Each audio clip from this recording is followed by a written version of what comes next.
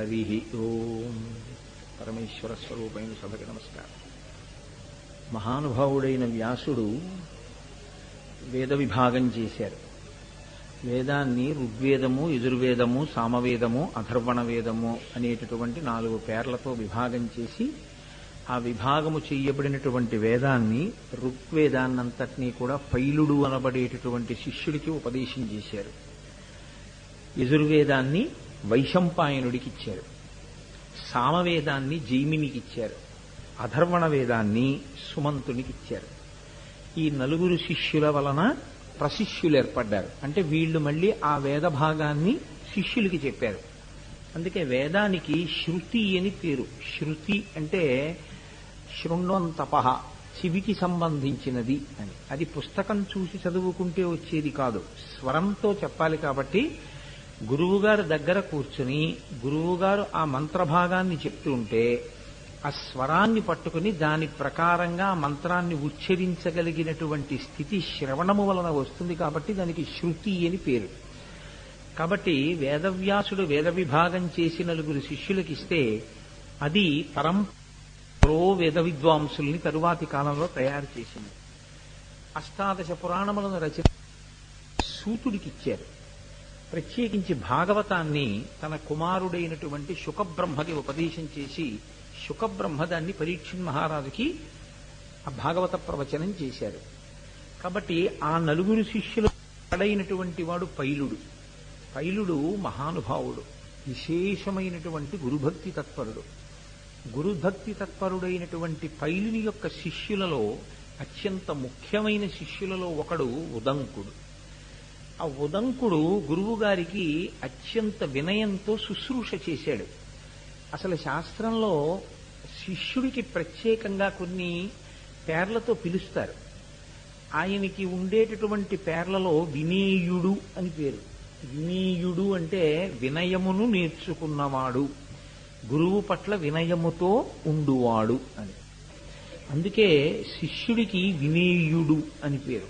ప్రత్యేకించి సిక్కు మతంలో శిష్య శబ్దమే సిక్కుగా మారింది. వాళ్ళు గురువుగారిని ఎక్కువ ప్రేమిస్తారు, గురువుగారిని గౌరవిస్తారు, గురువుగారిని పూజిస్తారు. అందుకే ఆ మతంలో గురువుకి విశేషమైనటువంటి ప్రాధాన్యత. సనాతన ధర్మమునందు అసలు చెప్పవలసిన అవసరమే ఉండదు. గురుర్ బ్రహ్మ, గురుర్ విష్ణు, గురుర్దేవో మహేశ్వర, గురు సాక్షాత్ పరబ్రహ్మ, తస్మై శ్రీ గురవై నమః. తర్వాత గురువుల వలన వేరొక మంత్రాన్ని ఉపదేశం పొంది ఉంటే అంగన్యాసకరన్యాసాలతో ఆ మంత్రం యొక్క ధ్యాన శ్లోకం చేసిన తరువాత ఆ మంత్రం యొక్క అధిష్టాన దేవత యొక్క పాదముల మీద మనసు నిలబెట్టాలి. ఒక్కొక్కసారి ఇబ్బంది ఎలా వస్తుందంటే గురువుగారు ఉపదేశం చేసిన మంత్రం చేస్తుంటే వేరొక దేవతా స్వరూపం మీదకి వెళ్ళిపోతుంది, లేదా అసలు అధిష్టాన దేవత యందు మనసు నిలబడదు. అప్పుడు ఏం చెయ్యాలి అని అడిగారు. చంద్రశేఖర భారతీ స్వామి గారు అన్నారు, నీకు మీ గురువు గారంటే చాలా భక్తేనా? భక్తే.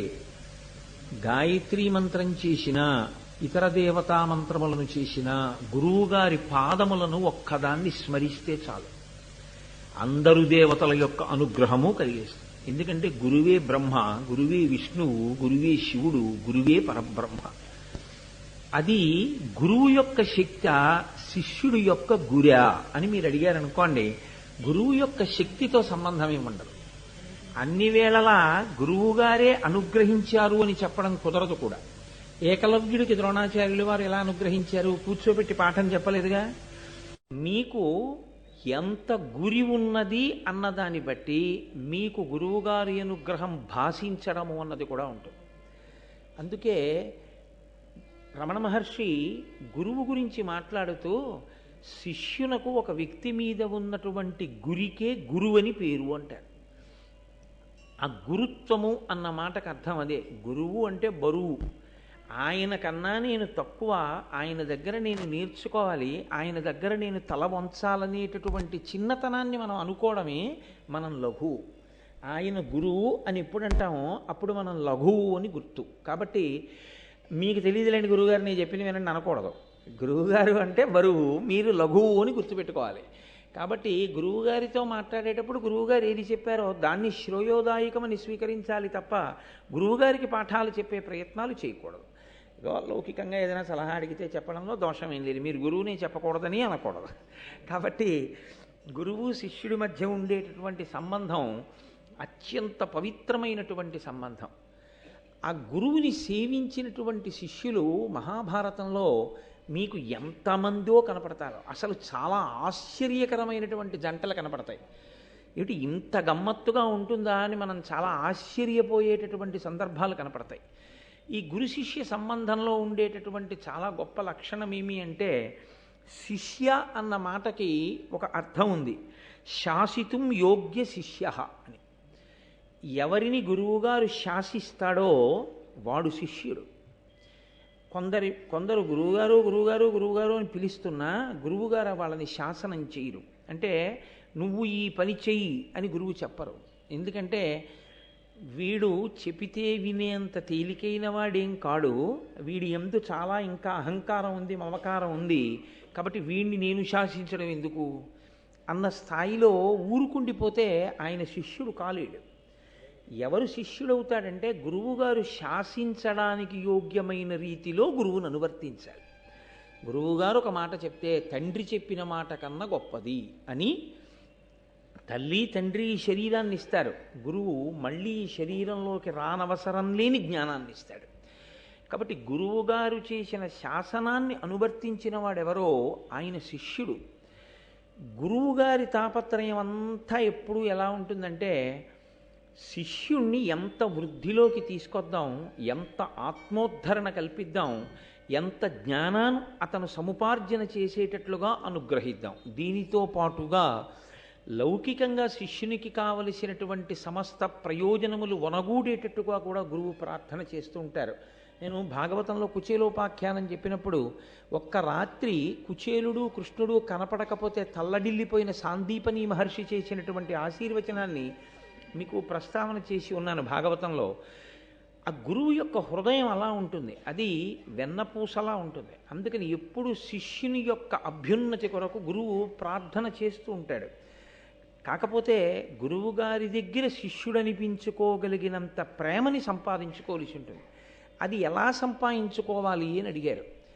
గురువుగారు వేరొక ప్రయోజనాన్ని కోరుకునేవాడు కాడు. గురువుగారు ఎలా మీరు ఉండాలని కోరుకుంటున్నారో మీరు అలా ఉండడమే గురువుగారికి మీరు చెయ్యగలిగినటువంటి సేవ. రెండవది, శిష్యునికి ఛాత్రుడు అని ఒక పేరు. ఛత్రము అంటే గొడుగు. గొడుగు ఏం చేస్తుందంటే ఎప్పుడూ గురువుగారి కన్నా లేదా వేసుకున్న వ్యక్తి కన్నా పైన ఉంటుంది. పైన ఉన్నటువంటి గొడుగు యొక్క పని ఏమిటంటే, ఏదో ఈయనకన్నా నేను గొప్పని చెప్పడానికి పైన ఉండదు, తాను అలా పైన ఉండి పైనుంచి పడే ఎండ వాన దుమ్ము ధూళి ఏది పడినా తన మీద పడేటట్టుగా చేసుకుని గొడుగు కింద ఉన్న వ్యక్తిని కాపాడుకుంటుంటుంది. శిష్యుడు నిరంతరము ఏం చేస్తుంటాడంటే, మా గురువుగారు డస్సిపోకుండా, మా గురువుగారు సొక్కిపోకుండా ఉంటే, ఆయనకి మరికొంత కాలం మిగిలితే ఆ మిగిలిన కాలాన్ని ఆయన ఇంకా బాగా వేదాధ్యయనానికి, ఇంకా బాగా ఈశ్వరుని యొక్క సేవకి, ఆయన ఇంకా బాగా గ్రంథాలని పఠించడానికి వినియోగించుకుంటే, దాని వలన అమృతత్వం కలిగినటువంటి గురువు ఆ విద్య దాచుకోకుండా మళ్ళీ 10 మందికి పంచిపెడతారు.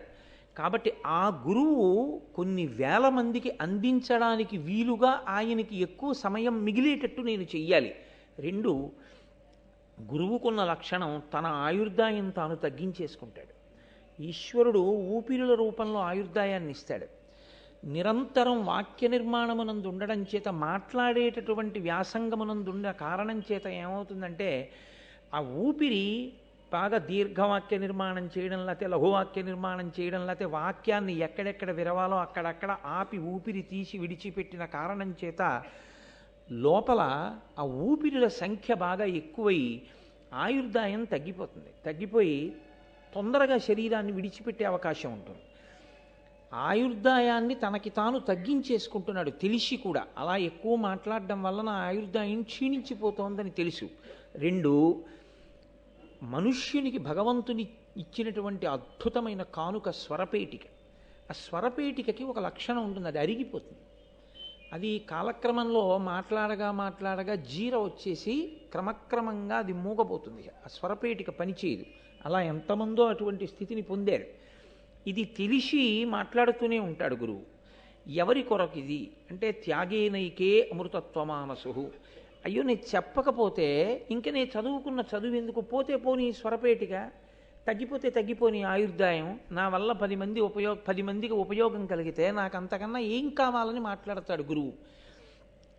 తన శరీరాన్ని స్వరపేటికనే త్యాగం చేస్తున్న గురువు మీ దగ్గర నుంచి ఏం కోరుకుంటాడని మీరు ఊహిస్తారు?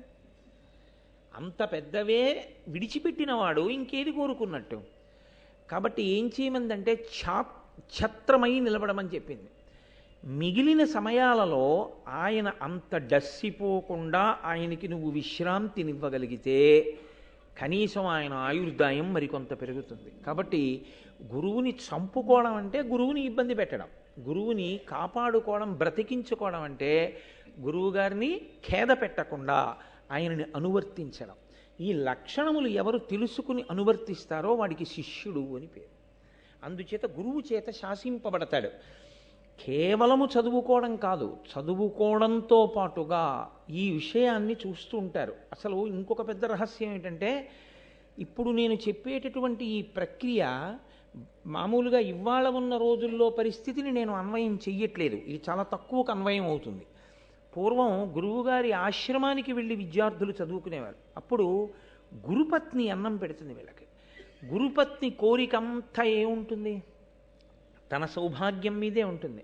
ఆయన అలా ఉండాలి, నేను పసుపు కుంకాలతో ఉండాలని ఉంటుంది. కాబట్టి గురువుగారి యొక్క ప్రాణరక్షణ కొరకు, గురువుగారిని రక్షించుకోవడం కొరకు చేసేటటువంటి శుశ్రూష గురుపత్ని యొక్క అనుగ్రహానికి కారణమవుతుంది. గురుపత్ని యొక్క అనుగ్రహం గురువుగారి అనుగ్రహంతో సమానమే. కాబట్టి పూర్వం అంత జాగ్రత్తగా అనువర్తించడం అనేటటువంటిది లోకంలో ఉండేది. నన్నయ్య గారు మహానుభావుడు భారతాన్ని ఆంధ్రీకరిస్తూ ఉదంకోపాఖ్యానాన్ని ప్రారంభం చేస్తూ ఆయన ఒక మాట అన్నారు. పైలుడి దగ్గర శిష్యరికం చేసేటటువంటి ఉదంకుడు గురువుగారి దగ్గర పాఠాలు నేర్చుకున్నాడు.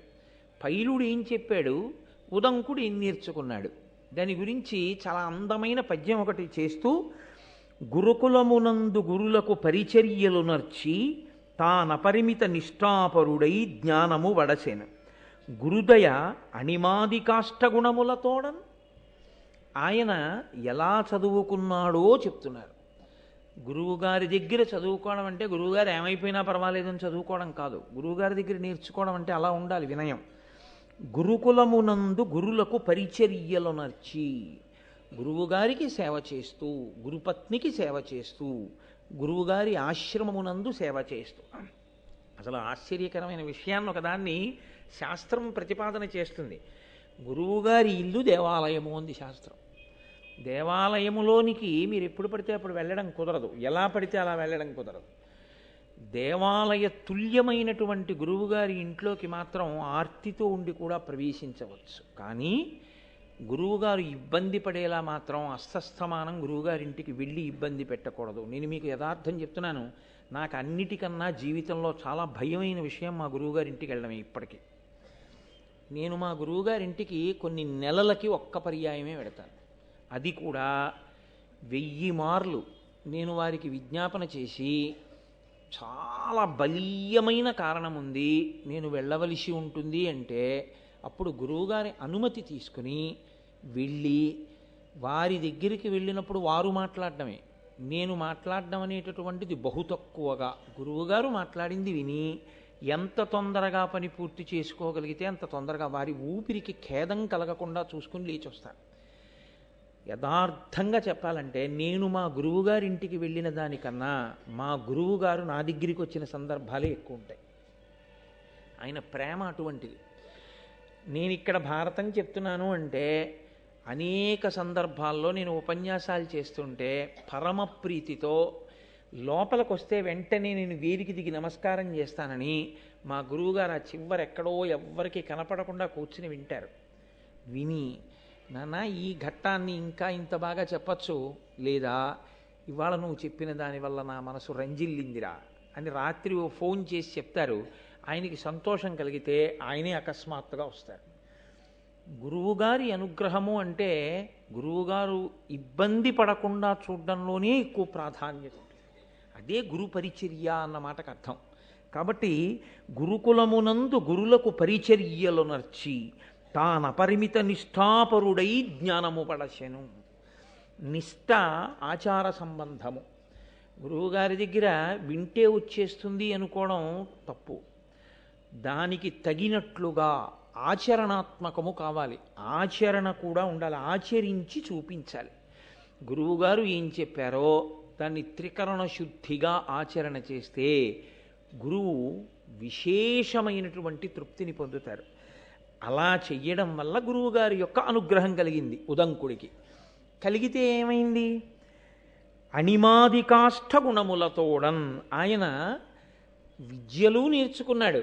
దాంతోపాటుగా అణిమ, గరిమ, లఘిమ ఇటువంటి అష్టసిద్ధులు కూడా ఆయనకు వచ్చేసాయి. ఆయన అనుకుంటే గాలిలో వెళ్ళిపోగలడు. ఆయన అనుకుంటే ఎక్కడేం జరుగుతోందో తెలుసుకోగలడు. అలా అష్టసిద్ధులు ఆయనకి వశం అయ్యాయి. అష్టసిద్ధులు వశమవ్వడం కోసమని ఆయన చదివింది లేదు, కానీ ఆయనకి వశం అయిపోయాయి అంతే. ఇది ఎంత చిత్రంగా ఉంటుందంటే శంకరాచార్యులు వారు దక్షిణామూర్తి స్తోత్రం చేస్తూ ఓ మాట అంటారు. సర్వాత్వత్వమితి స్ఫుటీకృతమిదం యస్మాదముష్మిన్స్తవే తేనాశ్వ శ్రవణాత్ తదర్థ మననాత్ ధ్యానాచ్చ సంకీర్తనాత్ సర్వాత్మత్వ మహావిభూతి సహితం స్వాదీశ్వరత్వం స్వతః సిద్ధేత్తత్ పునరష్టదా పరిణితం చైశ్వర్యం అవ్యాహతం అంటారు. దక్షిణామూర్తి స్తోత్రాన్ని రోజు చదువుతూ దక్షిణామూర్తి తత్వాన్ని బాగా పరిశీలనం చేసినటువంటి వాడికి ఆత్మస్థితితో పాటుగా ఆత్మ ఎరుకలోనికి రావడమే కాకుండా అష్టసిద్ధులు కూడా వశమవుతాయి. కానీ అష్టసిద్ధులు ఎటువంటివి అంటే కాకి పెంట ఎటువంటిదో అటువంటివి. ఆత్మని తెలుసుకోవడం ప్రధానం, ఆత్మగా నిలబడడం ప్రధానం. కానీ సిద్ధుల కోసం వెంపర్లాడడం అంత హేయాతిహేయమైనటువంటి విషయం. కాబట్టి దాని కొరకు ఆత్మజ్ఞాని వెంపర్లాడడం, వాటిని చూసి మురిసిపోడు, వాటి పట్ల ఆకర్షితుడు కాడు, వాటితో సంబంధం ఏముండదు. కావలసిందల్లా ఆత్మని ఎరుకలోనికి తెచ్చుకొని తాను ఆత్మగా అద్వైతానుభూతిని పొందడమే. అటువంటి స్థితిని ఉదంకుడు పొందగలిగినాడు. దీనికి అంతటికీ కారణం గురువుగారి యొక్క అనుగ్రహం. అయితే నేను ఇవాళ సందర్భం వచ్చింది కాబట్టి మీతో ఒక మాట ప్రస్తావన చెయ్యాలి. ఆశ్రమ నియమము అని మనకి శాస్త్రంలో ఒక మాట, అది చాలా గమ్మత్తైనటువంటి మాట. నియమము దేన్ని బట్టి ఉంటుంది అంటే ఆశ్రమమును బట్టి ఉంటుంది. ఆశ్రమము అంటే నేను ఏదో ఎవరో ఉండే ఆశ్రమాల గురించి మాట్లాడుతున్నానని మీరు అనుకోకూడదు. మనమే జీవితంలో పుట్టినది మొదలు కొన్ని ఆశ్రమాల్లో ఉంటాం. బ్రహ్మచర్యాశ్రమము, గృహస్థాశ్రమంలో ప్రవేశించడానికి పూర్వం బ్రహ్మచర్యంలో ఉంటాడు. బ్రహ్మచర్యాన్ని విడిచిపెట్టాడు అంటే గృహస్థాశ్రమము, తర్వాత వానప్రస్థాశ్రమము, తర్వాత సన్యాసాశ్రమము. ఈ నాలుగింటిలో ఉంటుంటారు జనులు. ఇందులో ఏ ఆశ్రమాన్ని బట్టి ఆ ఆశ్రమానికి నియమం ఉంటుంది తప్ప ఒక ఆశ్రమంలో ఉన్నటువంటి వాడు వేరొక ఆశ్రమంలో ఉన్నవాడి నియమాన్ని పరిపాలన చేయకూడదు, అలా బ్రతకకూడదు, తప్పది. నీవు గృహస్థాశ్రమంలో ఉంటే నువ్వు గృహస్థుగానే బ్రతకాలి తప్ప నువ్వు బ్రహ్మచారి ఆశ్రమ నియమాలు నువ్వు పాటించకూడదు. బ్రహ్మచర్యాశ్రమమునందున్నవాడు గృహస్థాశ్రమంలో ఉండే నియమాన్ని బ్రహ్మచారి పాటించకూడదు. బ్రహ్మచర్యాశ్రమమునందున్నవాడు వానప్రస్థాశ్రమంలో ఉన్న నియమాన్ని పాటించకూడదు. ఎవరో సన్యాసిని చూశాయని చెప్పిన బోధలు విని నువ్వు గృహస్థుగా ఏమాచరించాలో ఆచరించాలి, కానీ సన్యాసి జీవితాన్ని నువ్వు గృహస్థుగా అనుకరించకూడదు. ఏది ఎక్కడ నువ్వు పాటించాలో అవి మాత్రమే పాటించాలి. కాబట్టి ఆశ్రమ నియమ పాలనం అనేటటువంటిది సనాతన ధర్మమునందు ఆచారకాండలో అత్యంత ప్రధానమైనటువంటి లక్షణం. చాలా చాలా ప్రధానం. ఏ ఆశ్రమంలో ఉన్నవాడు ఆ ఆశ్రమ నియమాన్నే పాటించాలి తప్ప వేరొక ఆశ్రమ నియమాన్ని తాను పాటించకూడదు. ఇందులో సన్యాసాశ్రమ నియమము అంటే తూచా తప్పకుండా పాటించినటువంటి బహుగొప్ప సన్యాసి. కంచికామకోటి పీఠాధిపతులు, నడిచే దేవుడిని పేర్గాంచినటువంటి ప్రాతస్మరణీయులు, మహాపురుషుడు శ్రీ శ్రీ శ్రీ చంద్రశేఖరేంద్ర సరస్వతి మహాస్వామి వారు. ఆయన ఇంకా అసలు తూచా తప్పేవారు కాదు, అంత ఖచ్చితంగా పాటించేవారు సన్యాసాశ్రమ నియమం. గృహస్థాశ్రమ నియమాన్ని కూడా అంత గొప్పగాను పాటించి చూపించినటువంటి మహాపురుషుడు ఒకరు అదే కాలంలో ఆంధ్రదేశంలో ఉన్నారు. తాడేపల్లి రాఘవనారాయణ శాస్త్రి గారని ఈ సభలో ఉన్నటువంటి పెద్దలు కొంతమందికి తెలిసి ఉంటుంది.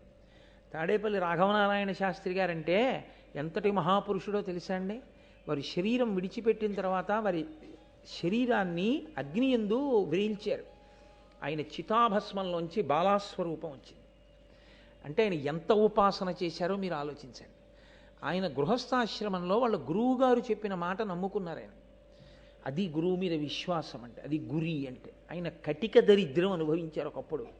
ఎంత కటిక దరిద్రం అంటే, అమ్మవారి పూజ చేశాక నైవేద్యం పెట్టడానికి ఇంట్లో అటుకులు కాదు, అటుకు కూడా లేదు,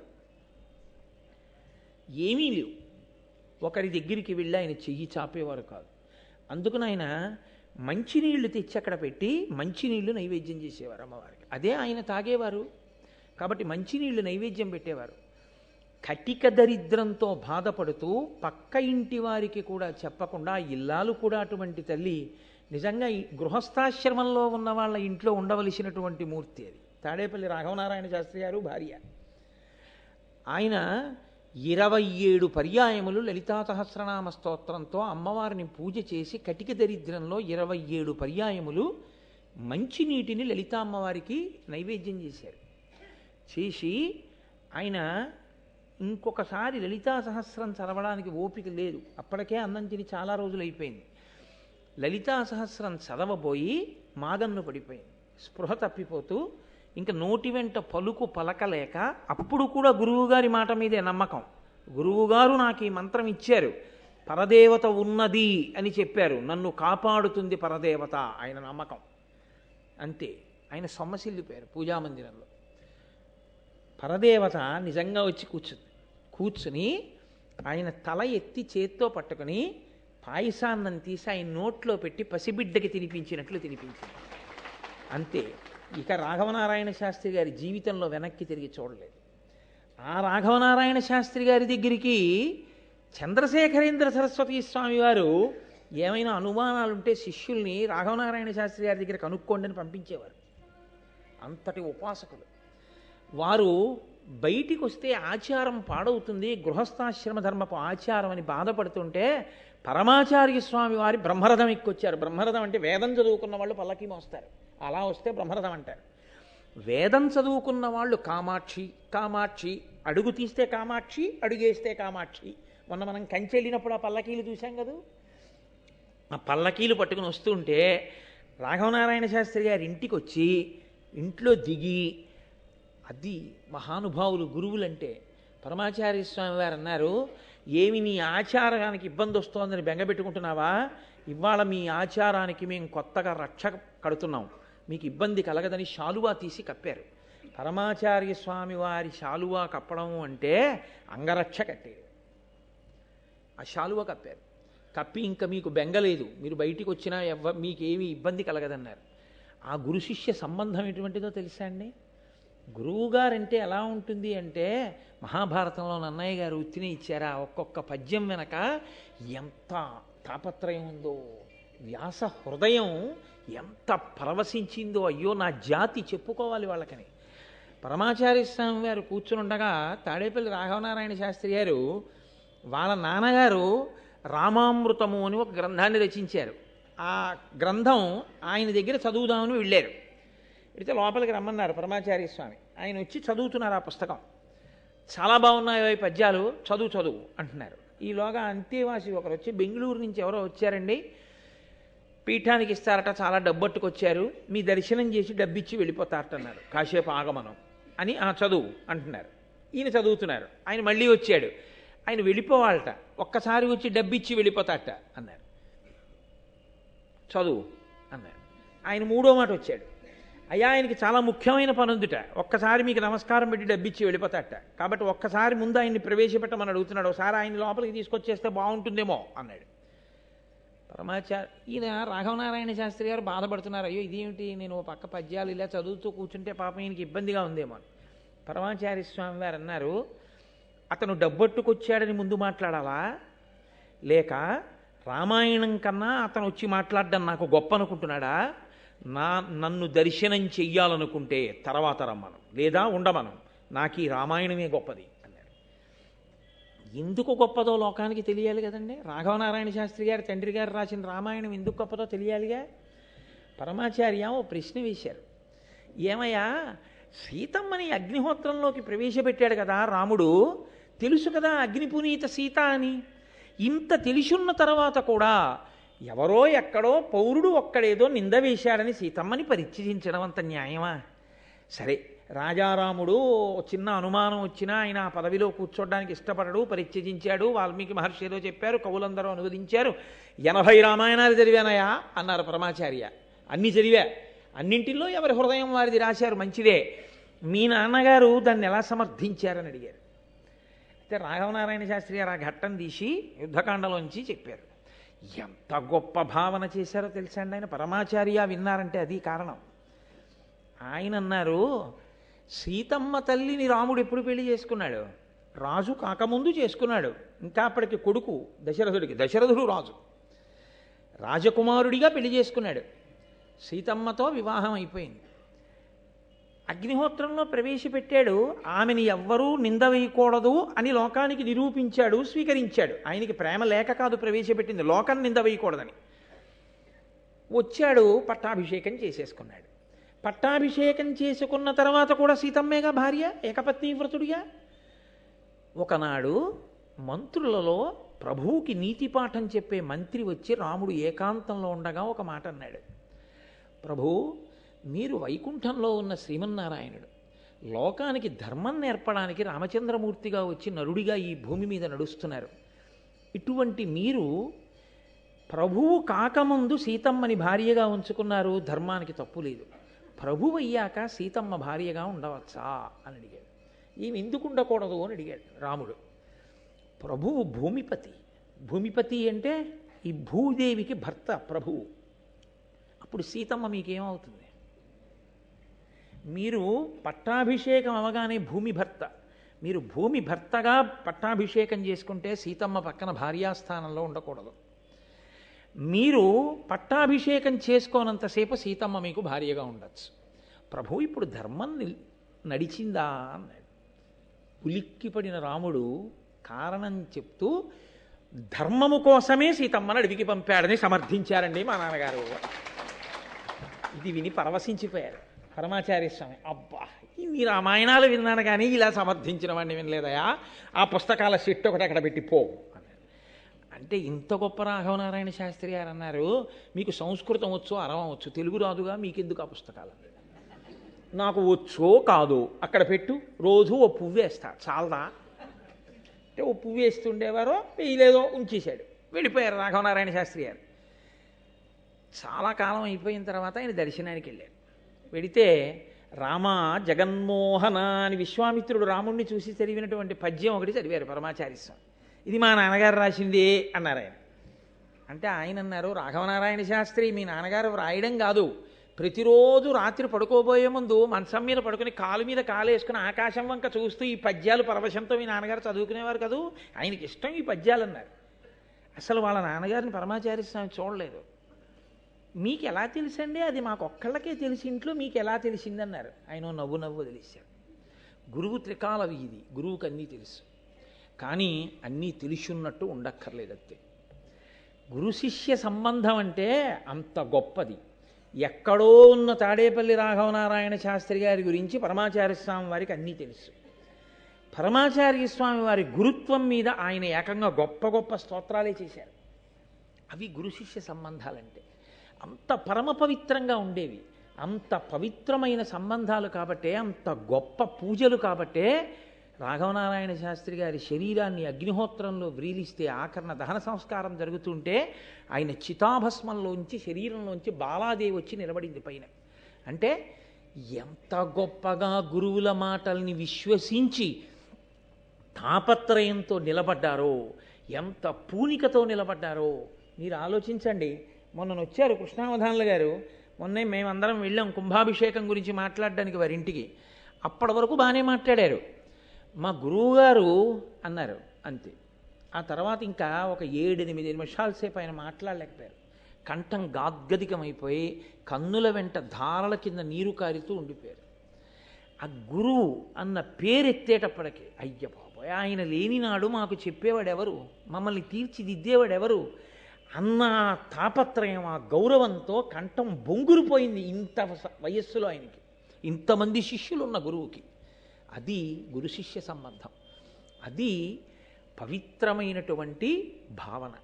కాబట్టి నన్నయ్య భట్టు ఆంధ్రీకరిస్తూ అంటారు, గురుకులమునందు గురులకు పరిచర్యలు నర్చి తానపరిమిత నిష్ఠాపరుడై జ్ఞానము పడశను గురుదయ అనిమాది కాష్ఠ గుణములతోడన్. ఆయన ఆ అష్టసిద్ధులతో పాటుగా వేద విద్యను, దానికి సంబంధించినటువంటి సమస్త జ్ఞానమును పొందాడు ఉదంకుడు. పొందిన తరువాత ఒక నియమం ఒకటి ఉంది. ఆశ్రమంలో గురువుగారి దగ్గర విద్య నేర్చుకున్న తరువాత గురువు నిత్యతృప్తుడైన గురువుని అడుగుతారు గురుదక్షిణ అని ఒక మాట. గురువుగారు మేము ఏదైనా సమర్పిస్తాం, మీరు ఏదైనా కోరండి. గురువు నిత్యతృప్తుడు కాబట్టి అడగడు. ఒక్కొక్కచో ఏదైనా తన జీవనం గడవడానికో 10 మంది శిష్యులకి పాఠం చెప్పడానికో అన్నం పెట్టడానికో ఆయన ఏదైనా కోరిక కోరితే కోరచ్చు. పైలుడు ఒక చిరునవ్వు నవ్వన్నాడు, నాకేం కావాలయా, నాకేం అక్కర్లేదన్నాడు. అంటే ఉదంకుడు అన్నాడు, గురువుగారి దగ్గర ఆశ్రమంలో ఇన్ని నేర్చుకుని గురువుగారికి దక్షిణ ఇవ్వకుండా వెళ్ళిపోకూడదు. కాబట్టి నేను మీకు దక్షిణ ఇవ్వాలనుకుంటున్నాను, మీరేమైనా అడగండి అన్నాడు. ఆయన చిరునవ్వు నవ్వి ఊరుకున్నాడు. ఇప్పుడు గురువుగారు మాట్లాడటం లేదు. గురువుగారితో సమాన స్థాయి ఎవరిది అక్కడ? గురుపత్నిది. కాబట్టి గురుపత్నిని వెళ్ళి అడిగాడు ఆయన, అమ్మా గురువుగారి దగ్గర ఇన్ని నేర్చుకున్నానమ్మా, మీరు నాకు రోజు అన్నం పెట్టారు, అమ్మ గురుదక్షిణ ఇవ్వాలనుకుంటున్నాను, ఏం కావాలమ్మా అని అడిగాడు. ఆవిడంది, పక్కనే ఉన్నాడయా రాజ్యం చేస్తూ పౌష్య మహారాజు, ఆ పౌష్య మహారాజు యొక్క భార్య కుండలములను నాకు తెచ్చి ఇయ్యి. అంటే అలా అడగడానికి కారణం ఏమిటి అంటే, కుండలములు ఐదోతనానికి చిహ్నాలు.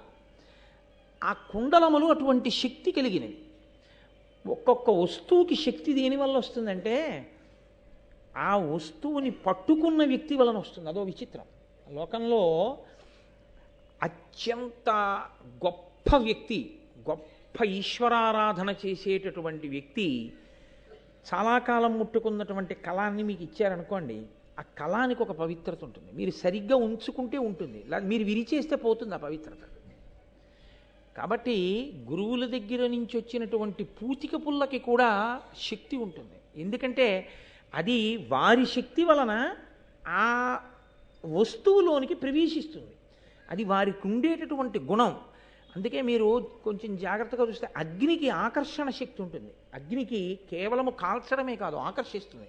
అందుకే మీరు చూడండి, ఎప్పుడైనా ఆ పిడుగు పడినప్పుడు ఆ టీవీలో ఆ పెద్ద కరెంట్ వస్తుంది, వస్తే ఆ అగ్ని దూరంగా కూర్చున్న వాళ్ళు చచ్చిపోతారు. దానికి కొంత దూరంలో ఉన్నవాళ్ళు చనిపోవడం సంభవిస్తూ ఉంటుంది. అంటే దీని శక్తి, దీని ప్రకంపన అక్కడ వరకు వెళ్ళిపోతుంది, ఆకర్షణ అక్కడ వరకు వెళ్ళి ఆయనలో ప్రవేశించి చంపేస్తుంది. అలాగే గురువుగారు మహాపురుషులు, గొప్ప ఉపాసకులు, మహాపతివ్రతలు, ఇటువంటి వారు ఉపయోగించేటటువంటి వస్తువుల యందు కూడా తత్సంబంధమైనటువంటి శక్తి ప్రవేశిస్తుంది. కుండలములు, చెవిలకు పెట్టుకునేటటువంటి ఆభరణములు ప్రత్యేకించి సువాసినులవి. వివాహం అయిపోయినటువంటి స్త్రీలు పెట్టుకునేటటువంటి కర్ణాభరణములకు ఒక ప్రత్యేకమైనటువంటి లక్షణం ఉంటుంది. అది ఐదోతనానికి చిహ్నం. అందుకే ఎట్టి పరిస్థితుల్లోనూ కూడా కర్ణాభరణం లేకుండా భర్తకి కనపడకూడదు అని చెప్తారు. అసలు ఒకవేళ ఏ కారణం చేతనైనా చెవికి ఆభరణాన్ని తీసేసి మళ్ళీ పెట్టుకోవలసి వస్తే ఆ సమయంలో భర్త గారికి పరాకు చెప్తారు, అయ్యా కాసేపు ఈ గదిలోకి రాకండి మీరు అని చెప్తారు. చెప్పి గది తలుపు వేసుకుని జాగ్రత్తగా కర్ణాభరణం తీసేసి మళ్ళీ కర్ణాభరణం పెట్టేసుకోవాలి. ఒకవేళ కర్ణాభరణం తీసి కర్ణాభరణం పెట్టుకోవడానికి మధ్యలో ఏదైనా ఆభరణం పెట్టుకోవడానికి వీలు లేని పరిస్థితి వస్తే ఐదోతనంలో అమ్మవారి యొక్క సాక్షాత్ స్వరూపం గనక చిన్న తాటాకు ముక్కైనా పెట్టుకుని ఉండాలి తప్ప అసలు చెవులకు ఏమీ లేకుండా భర్తకి ఆడది ఎట్టి పరిస్థితులలో కనపడకూడదు, నిషిద్ధం. ఎందుకంటే అది ఆయన ఆయుర్దాయాన్ని గ్రసిస్తుందని చెప్తున్నాయి శాస్త్రాలు. ఈ చెవి కుండలములకు అంత శక్తి, ఆ తాటంకములకు. అందుకని తాడ తరచునే సౌందర్యలహరి చెప్పినప్పుడు చెప్తూ ఉంటాను, ఆ తాటాకుకు అంత శక్తి. కాబట్టి పౌష్యమహాదేవి అంటే పౌష్యమహారాజు గారి యొక్క భార్య, ఆవిడ అంత గొప్ప పతివ్రత. మనకి శాస్త్రంలో ఒక విచిత్రమైనటువంటి లక్షణం ఏంటంటే, పురుషుడు ఉపాసన చేత శక్తిని పొందుతాడు, స్త్రీకి ఉపాసన భర్తని ఉపాసించడమే.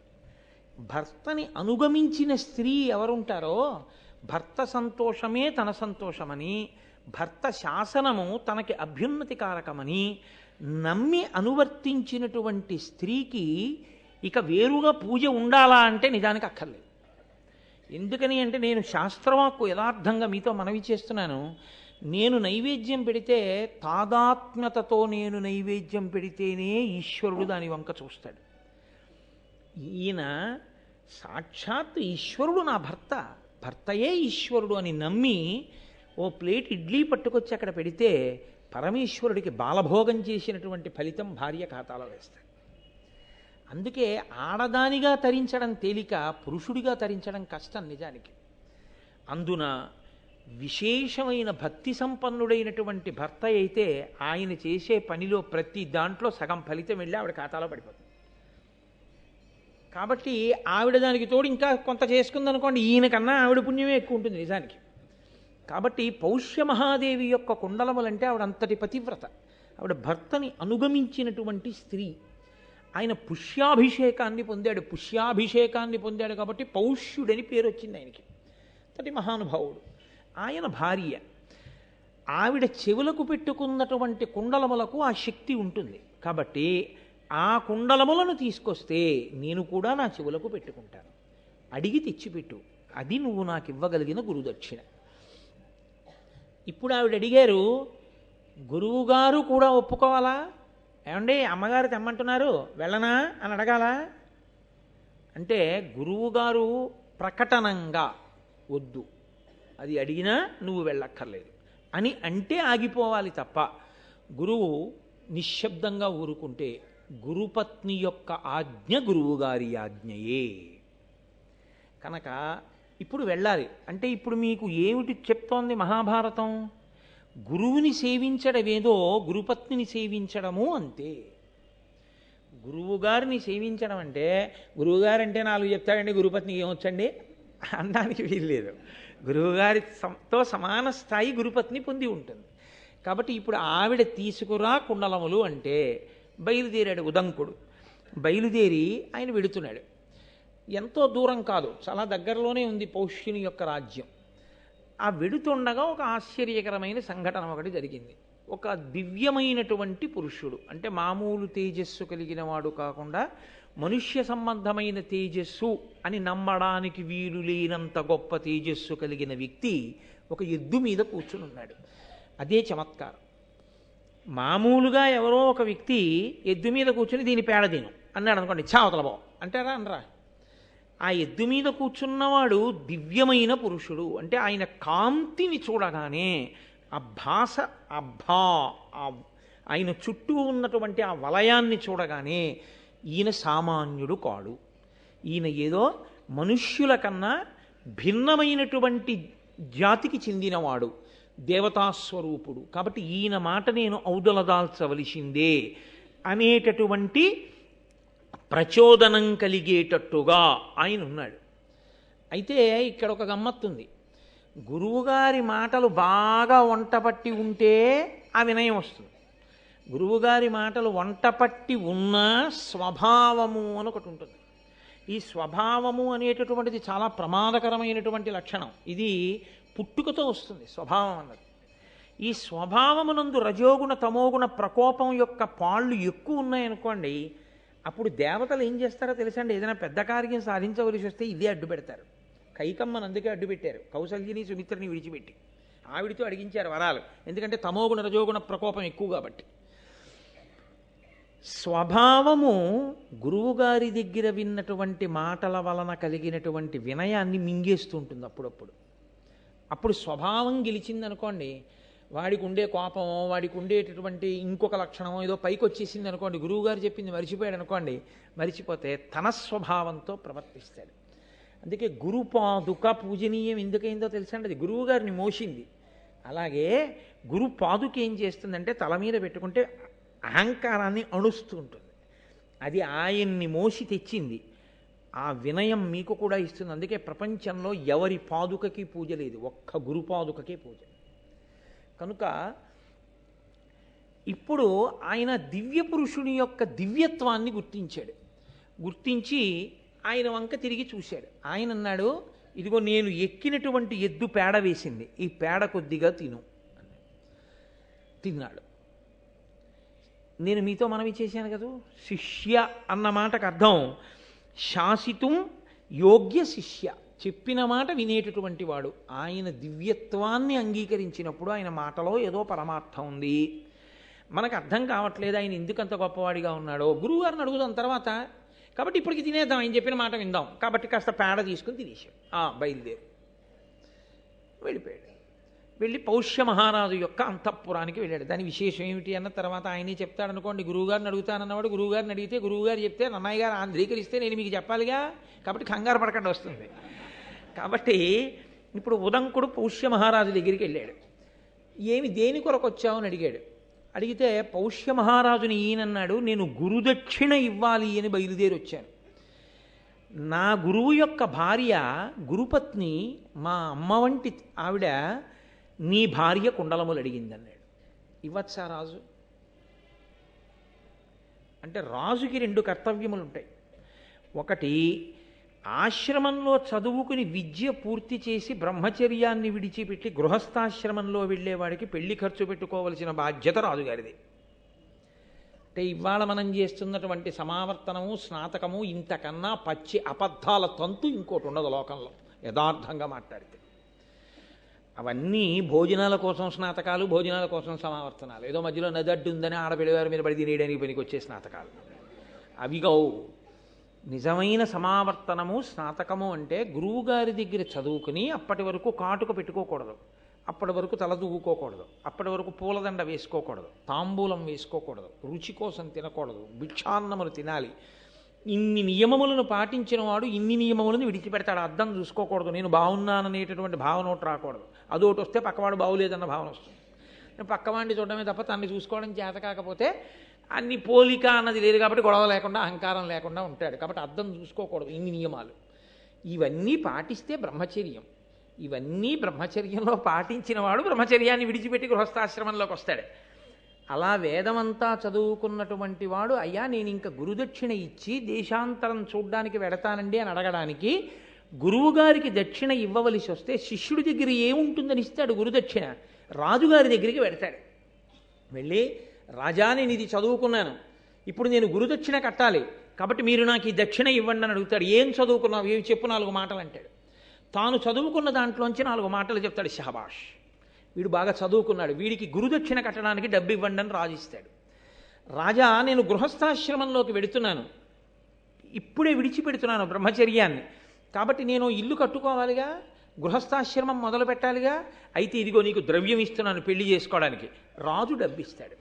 కాబట్టి గురుదక్షిణ గురుదక్షిణ కట్టేటప్పుడు ఎవరిని ఆశ్రయించవచ్చు అంటే రాజుని ఆశ్రయించవచ్చు. అది ధర్మం. మహాభారతం ధర్మం మాట్లాడుతుంది. కాబట్టి ఇప్పుడు తన భార్య కుండలములే అయినా అది గురుదక్షిణ కొరకు రాజును ఆశ్రయించిన వాడు కాబట్టి రాజుకు ధర్మం రాజుది, తన ధర్మం తాను నెరవేర్చాలి. అందుకని భార్య కుండలములను పట్టుకెళ్ళు అని రాజు చెప్పవలసి ఉంటుంది. ఆవిడ తన భర్త ఆజ్ఞ ఏది ఉందో అది అనుసరించడమే పతివ్రత లక్షణం. ఆవిడ మహాపతివ్రత అంటే ఏమిటి? ఆ కుండలాలు తీసి ఇచ్చేయి అన్నాడు. ఇంకో కుండలాలు పెట్టుకుని ఆ కుండలాలు ఇచ్చేయడమే. అంతేగాని వాటికి ఒక శక్తి ఉందన్న విషయం ఆవిడికి తెలుసు. అదేమిటయా, ఎలా ఇస్తాను, ఎవరికన్నా ఇద్దామని దాచాను, నువ్వెవరో ముక్కు మొహం తెలియని వాడు వచ్చి అడిగావు, మీ గురువుగారి భార్యకి ఇస్తానంటున్నావు, ఎలా కుదురుతుంది అంటే పతివ్రత ఎందుకు అవుతుంది?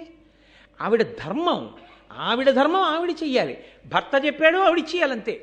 కాబట్టి ఇప్పుడు ఆవిడ ధర్మం ఆవిడ చెయ్యాలి. అందుకని ఆవిడ ఇవ్వడానికి సిద్ధపడింది. రాజే వెళ్ళి ఎందుకు తేకూడదు? నేను మీతో మనవి చేశాను, తీసి ఇచ్చేయి అనడానికి దానికి కొంత సమయం ఉంటుంది. అవి సౌభాగ్య వస్తువులు. దానికి ఒక నక్షత్రం చూసుకోవాలి, దానికి ఒక సరి అయిన ముహూర్తం చూసుకోవాలి. చూడకుండా చెవి కుండలములను తీసేస్తే మళ్ళీ చెవి కుండలాలు పెట్టేంత వరకు సౌభాగ్య వస్తువు ఉండవలసిన స్థానం ఖాళీ అయిపోయిందా లేదా? అది భర్తకి గండకాలం అయితే. కాబట్టి వ్యవధి ఇవ్వవలసిన అవసరం ఉంది. నువ్వు వెళ్ళి అడుగు, ఆవిడ ఇస్తుంది. ఆవిడికి తెలుసు శాస్త్రం, కాబట్టి ఆవిడ చూసుకుని ఇవాళ ద్వాదశి కదండి, కాబట్టి మీరు రేపు ఉదయం 11 గంటలకి రా బాబు, నీకు కుండలములు ఇస్తాను అని ఆవిడేదో ఆ కుండలాలు మార్చుకుని ఇవ్వవలసి ఉంటుంది. ఎక్కడి ధర్మం అక్కడే. అందుకని నన్నయ్య గారు ఒక్క పద్యరచన చేశారు అంటే ఎన్ని ధర్మములను మాట్లాడుతున్నారో చూడండి ఆయన. కాబట్టి ఇప్పుడు పౌష్యుని యొక్క భార్య దగ్గరికి వెళ్ళి నువ్వు కుండలములను తీసుకో అని పౌష్యుడు చెప్పాడు. ఈయన గబగబా అంతఃపురంలోకి వెళ్ళాడు, రాణివాసంలోకి. రాణివాసంలోకి వెళ్ళవచ్చా? ప్రవేశపెట్టరు. కానీ ఎటువంటి వాణ్ణైతే ప్రవేశపెడతారు? ఆయన యొక్క బ్రహ్మజ్ఞానం అటువంటిది, ఆయన చదువుకున్న వేదం అటువంటిది.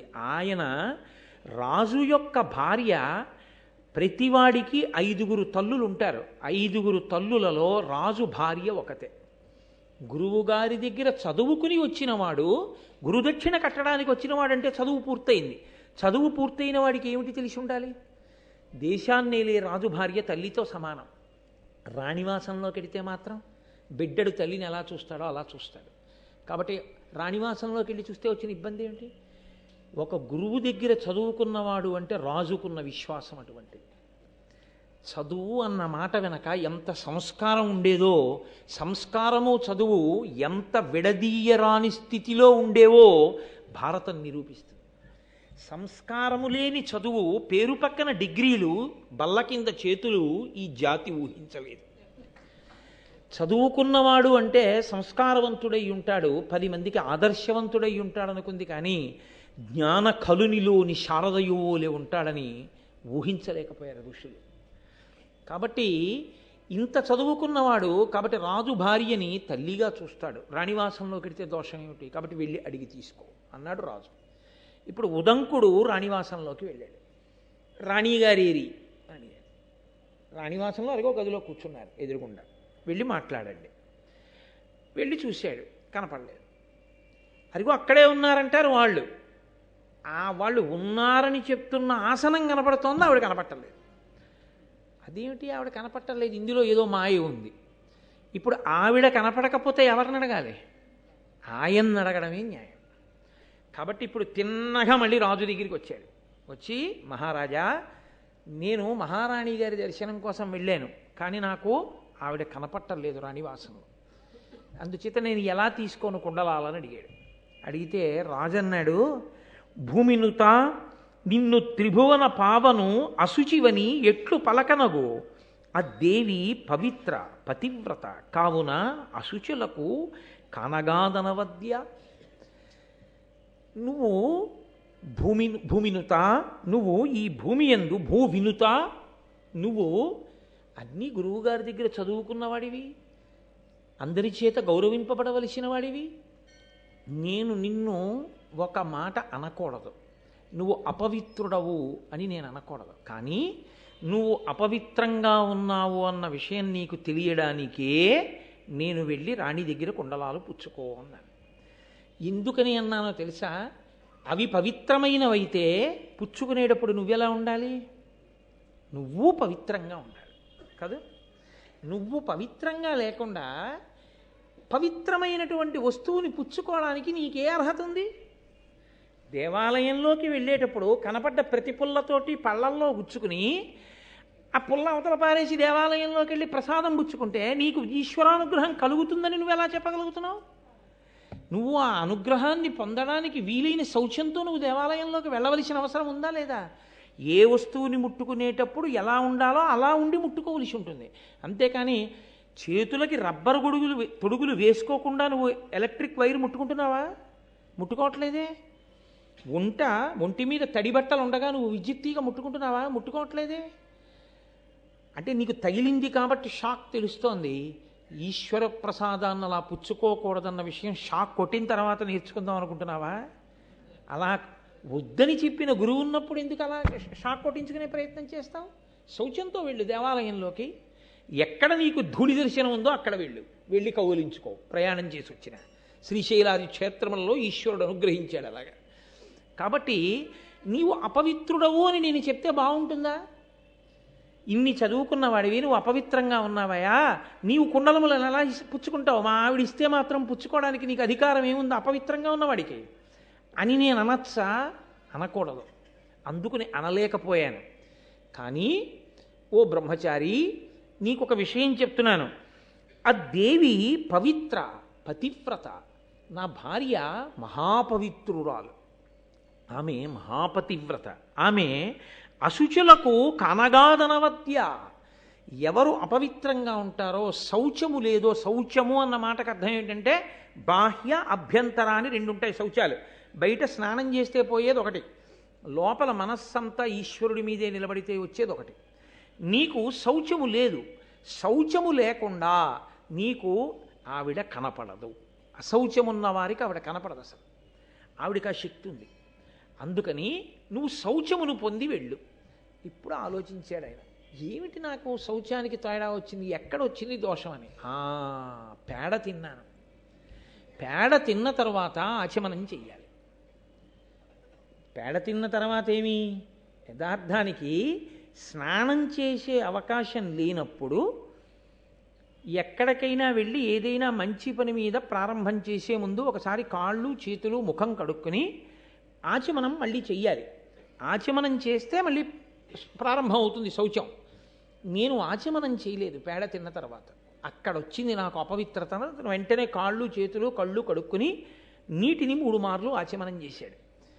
ఆ ఆచమనం అనేటటువంటిది చెయ్యడానికి కారణం అందుకొచ్చింది. అది అభ్యంతర శౌచం, అంటే లోపలి శౌచాన్ని తీసుకొచ్చి పెడుతుంది. బాహ్య శౌచం స్నానం వలన వస్తుంది.